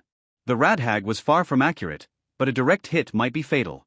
How long could he continue striking at her chest without slipping up? I'm like this because of your kind, the rat hag said with anger. You poisoned the earth that gave me life with your sick radiation and filled my depths with maggots. Let me kill you then, spirit, Yuan replied coldly. You'll reincarnate into a better self. Just as you accepted death, half-life? The rat hag spat glowing, green blood onto the metal roof. You smell like a corpse with gunpowder for blood. Is that flesh even yours? Or are you just a deluded piece of lead browsing through a dead man's memory? A frightening question which Yuan answered with a shrug. He wouldn't let her distract his mind during battle. He would spare time for philosophy after his victory. If he couldn't reach the Radhag's vitals, he would settle for pushing her overboard. Lure her to the edge, then knock her off with a well-aimed recoil fist strike to the back. Yuan extended his hands and challenged his enemy to come closer. The Radhag answered his challenge by charging at him with a roar. She stepped over the holes in the roof, her heavy footsteps causing bolts to fly off the spirit train. Yuan waited for her to lunge at him, then activated his recoil fist with both hands while punching downwards. The resulting shockwave propelled him right above the Radhag. This book's true home is on another platform. Check it out there for the real experience. Lightning coursed through her body in a flash of golden light. Yuan sensed her enormous hand close around his throat in mid-flight. The Radhag's arm moved so fast that it became a blur and caught him instantly. She smirked at him, her teeth cackling with the sound of booming thunder. Swiftly realizing the danger he was in, Yuan instinctively grabbed the Radhag's head with his left hand. A lethal pulse of chi lightning hit his throat right after he made contact with her skull. He barely managed to redirect the current down his throat and through his shoulder before electrocuting the Radhag with her own attack once again. The tumors growing on her skin melted between his metal fingers, as did her bones. When the Radhag finally cut off the juice, half her face was gone. The left side of her skull had melted away, revealing a squirming mass of crawling, finger-long centipede maggots where her brain should have been. That, the Radhag's smirk twisted into a furious scowl, was unpleasant. She slammed Yuan against the spirit train's roof, face first. He would have been torn apart by the impact if he hadn't had elemental infusion coating his head and torso in steel. It still hurt like hell though. His vision went white for a second, but the pain had only begun. The Radhag ran across the entire length of the wagon while keeping his face pressed against the floor. Yuan's skin sang and screeched as it kissed the metal. The friction peeled some of it away in atrocious flashes of pain. He punched the Radhag's exposed flesh with his recoil fist again and again in an attempt to free himself. Hammering her weak points did nothing. She only tightened her grip on him. The Radhag reached the end of the wagon and then leaped upon reaching its edge. She fell onto the next and slammed Yuan onto the roof with all of her weight behind her. His vision went white as he and his foe crashed through the metal in a cataclysmic crash. A terrible crack echoed from his right shoulder and arm, followed by a flash of pain and sudden numbness. The bullet tendrils inside those limbs went dark like cables decoupled from a power grid. Their course ended on top of the dining wagon's kitchen counter, where Yuan's steel back sank midway through. A terrible wave of sickness overwhelmed him. He spat blood, his blurry eyes catching sight of the Radhag's shadow looming over him. When he recovered enough to make sense of her outline, he saw her raise her fist above his head, lightning crackling between her fingers. He tried to break free in panic, only for the Radhag's other hand to keep him firmly in place. This is the end, Yuan realized, his bullet core pounding hard in his head. Gunshots suddenly echoed through the wagon, and a bullet bounced off the Radhag's shoulder. The monstrous spirit's head snapped up at the source of the attack. Holster. She trembled like a leaf at the end of the wagon, her feeble hands hardly able to steadily hold the handgun that Yuan gave her. Her eyes were wide open with fear as she frantically pulled the trigger. She was a shit shot and quickly ran out of bullets, but the Radhag forgot Yuan's existence for a split second. Quickly seizing his chance, Yuan slammed his left hand against the monster's chest. With few other choices left, he desperately poured all the chi he could gather into his recoil fist, far more than what his flesh could handle. His carpal bones cracked under the pressure, as did the Radhag's ribs. The blow sent her flying across the dining wagon until she hit the opposing wall in a loud crash. Yuan forced himself back to his feet, struggling with the pain and blood pouring out of his mouth. Holster rushed over to help him. Holster the gun, Yuan rasped. Give me the... A sharp surge of pain silenced him, and a good look at his body made him realize the severity of their situation. His right arm had gone limp and was bent in a sickening way. His left hand hardly looked any better. His last-ditch attack had broken it, to the point he couldn't bend his fingers anymore. And worst of all, the Radhag was still alive. Yuan's blow had left her groggy and shattered her ribs, but her thick flesh preserved her inner organs. She slowly regained her footing with a hateful grunt. This was bad. Really bad. Yuan frantically searched for a solution. The Radhag might control the Thunderlands chi, but the spirit train was king inside its confines. Its energy continued to flow in the feng shui pattern that Holster devised, possibly enough to damage the Radhag. A strike through her skinless chest would finish her off. But Holster couldn't charge bullets with chi, even if her handgun had any left. And how was Yuan supposed to use it without working hands? With his teeth? Unless he charged his bullet core, what else did? Yuan felt as if he had been struck by lightning again. I am a gun, he realized. Quick to fire. The rat hag finally got back to her feet with a snarl of rage. She dashed at them at full speed while tossing dining tables and chairs out of her way. Run, Holster. Yuan ordered his charge. Holster hastily ducked behind the kitchen counter while he quickly positioned himself in the spirit train's chi path. He quickly pivoted into the best angle he could manage in the split second he had left. The rat hag lunged at him to deliver the coup de grace. Coating his head and torso in metal, Yuan poured all of his chi into his legs and activated his recoil technique. His tendrils hadn't yet reached the lower part of his body, so the flow of energy ruptured his muscles on its way to the heels. A shockwave erupted out of his feet, tearing off his skin. Yuan flew. His body surged with chi as the spirit train's flow of feng shui carried him forward. His bullet core pounded in his skull with the noise of a gunshot. Yuan roared as he hit his foe at full velocity. His metal skull punched through the rat hag's chest and came out on the other side. Yuan received a crash course in rat hag anatomy in one visceral impact. His chi-coated body punched through his enemy's maggot-riddled flesh, shattered her ribs, and blasted apart her inner muscles.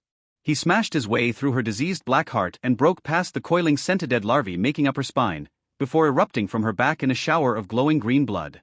He felt the substance burn his metal skin and eat away at his clothes as he finally came to hit the floor, his hands numb and his heels flashing with pain. Yuan barely had enough left to peek over his shoulder. The rat hag stood in place with a gaping, bleeding hole in her chest, one so big that he could see the kitchen counter on the other side. Finger-long centided maggots slipped out of it and onto the floor only to die without their host. A putrid purple miasma smelling of rot and diseased meat steamed from her wound. No living creature could have survived such injury, but the rat hag still stood on her own 2 feet. She slowly turned her head over her shoulder to look in Yuan's direction. Though she had no eyes to glare at him with, he could sense all of her disbelief and fury. Only then did she finally collapse. Her immense body fell onto her back not far from Yuan himself, her hand reaching for him with fizzling lightning but lacking the strength to succeed. All she could do was to rasp in agony. I've won. Yuan groaned as he forced himself to crawl back on his knees and elbow. The stains of rat hag blood burned his skin the moment he ran out of chi to fuel his elemental infusion. Although he was no stranger to pain and bruises, he found himself discovering new ones in places he never suspected. Doesn't feel like it, but I've won.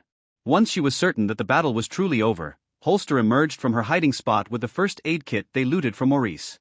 She fearfully stayed out of the dying rat hag's reach and moved to help Yuan sit on a dining chair. I can wait, Yuan grumbled through his clenched teeth.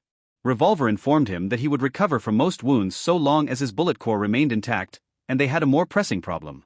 The rat hag, do you know how to purify her? Holster glanced at the agonizing rat hag with fear and revulsion, but she nodded nonetheless. Do it now then, Yuan ordered Holster. I don't know if she can heal from this, but we can't take the risk.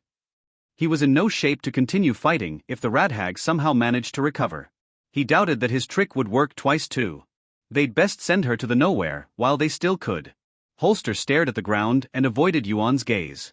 Clearly, she didn't wish to touch the monster who tried to devour her, even if she was on the brink of death.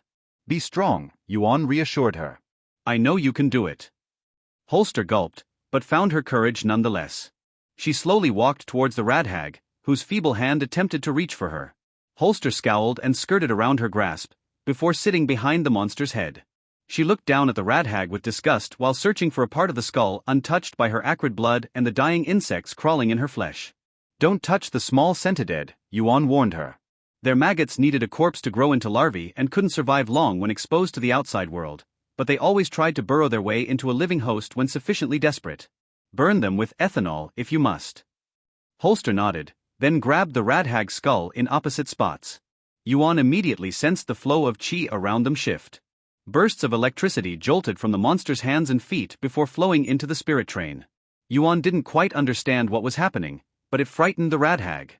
Her fingers convulsed slightly, and the maggots infesting her burrowed deeper inside her corpse as if to hide from the incoming danger.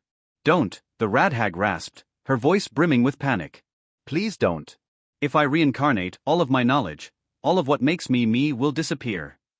She looked so pathetic like this, feebly begging a child to spare her miserable life. Yuan would almost feel a measure of pity for her if she hadn't threatened to kill him and eat Holster. Don't care, Yuan replied bluntly. You should have thought of that before you attacked us. She had played the game and she lost. The end. A new spirit wouldn't immediately heal the Thunderlands from its radiation and Sentidead infection, but it would be a start. The radhag growled and rattled as lightning leaked from her hands. Her already pitiful resistance weakened quickly until her limbs stopped moving. Yuan focused on her chi until he understood Holster's method of purification. A land's caretaker spirit embodied its territory. It was a mask that the region wore to interact with the outside world, a finely carved chi vessel which Holster now unraveled.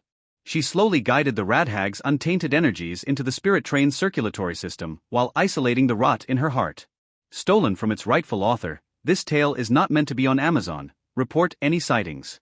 And the results showed. The radhag's massive body slowly shrank into a normal human size and her disfigured face briefly rearranged itself into a beautiful lady's visage, the one she used to have before radiation poisoned the Thunderlands. She shed the Sentidead maggots like a snake shed its skin, the unnatural animals writhing and dying without their host.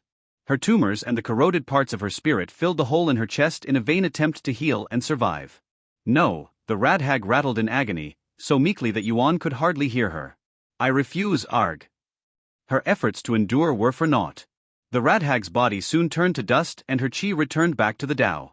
Only a table-sized, shapeless mass of pallid white flesh, tumors, and corrupted chi remained behind. Yuan noticed dripping, half-formed faces wriggling under its fatty surface. This thing was the Thunderland's corruption made manifest. Yuan's stomach lurched when he stared at the mass of flesh. Did it work? Holster nodded slowly, though she let out a startled cry as the giant tumor moved an inch toward her. Even in its pathetic, nearly harmless state, it still sought to spread. This thing did not belong in this world. I guess it's time I teach you how to make cocktails. Yuan glanced at the kitchen's cellar. Go grab a bottle of alcohol and a piece of paper. The corrupted mass burned for hours, and no monster bothered them again. The sun shone brightly on the Thunderlands by the time the spirit train reached its borders. Yuan spent the journey cycling his chi and tending to his own wounds. The healing process let him understand why Revolver believed he could recover from nearly anything. His bullet core's tendrils put his bones back in place, stitched his skin back together, and replaced missing flesh with metal. He had heard Stoneskin sect elders comparing their craft to agriculture once.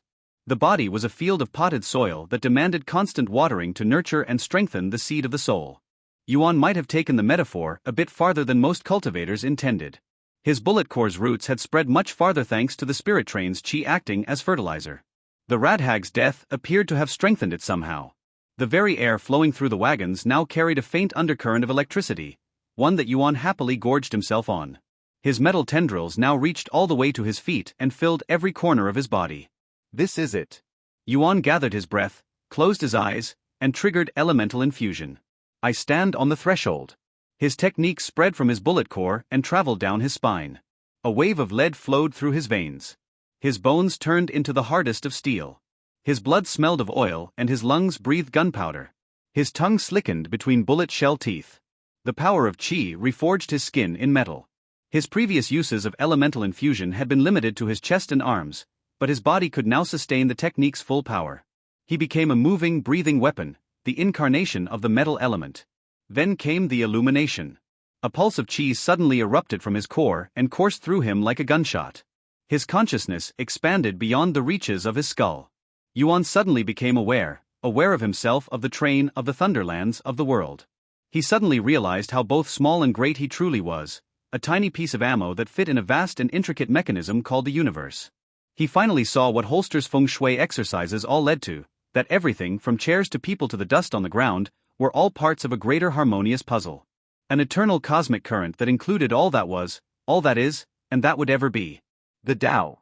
Yuan could only caress it for a moment before his consciousness shrank back into his body. His mind was clear and filled with a profound sensation of blissful and unshakable harmony.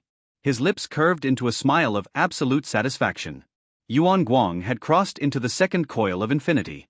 He immediately noticed the effects. His elemental infusion no longer strained his body, and his mind perceived the nuances of chi around him with better accuracy.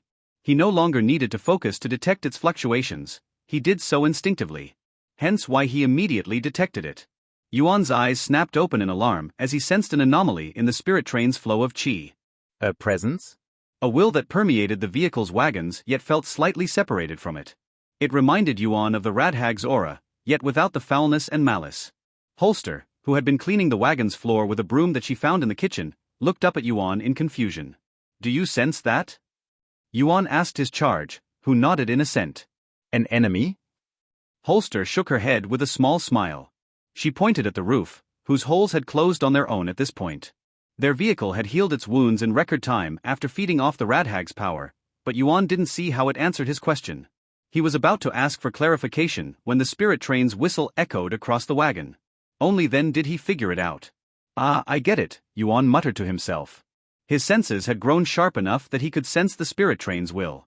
That must have been why Holster could communicate with it before. I wonder if I'll be able to understand you soon. An electrical jolt traveled through the train's feng shui circuit in response. Yuan could have sworn he detected a hint of happiness and eagerness in it. He might just grow attached to this vehicle with time. Did you finish cleaning? He asked Holster. His charge nodded shyly. Good girl. Holster's bright smile felt more warming than the sun. Yuan took her to the last wagon to witness their departure from the Thunderlands. The repaired panoramic window offered them a beautiful view of the region. Its golden auroras had lost some of their luster after the Radhag's death, and the multicolored lightning fell less often. Nonetheless, the hostile aura permeating the area was gone. The region would generate a new caretaker spirit soon enough. Yuan hoped that one would have better luck purging the area's infection than its predecessor. He didn't regret traveling through this region. Though the learning curve had proved rough, the journey had strengthened him greatly and swiftly. He understood his power and purpose better, saved an innocent's life, and gained a sweet ride out of it too. More importantly, Yuan had won battles with his own strength.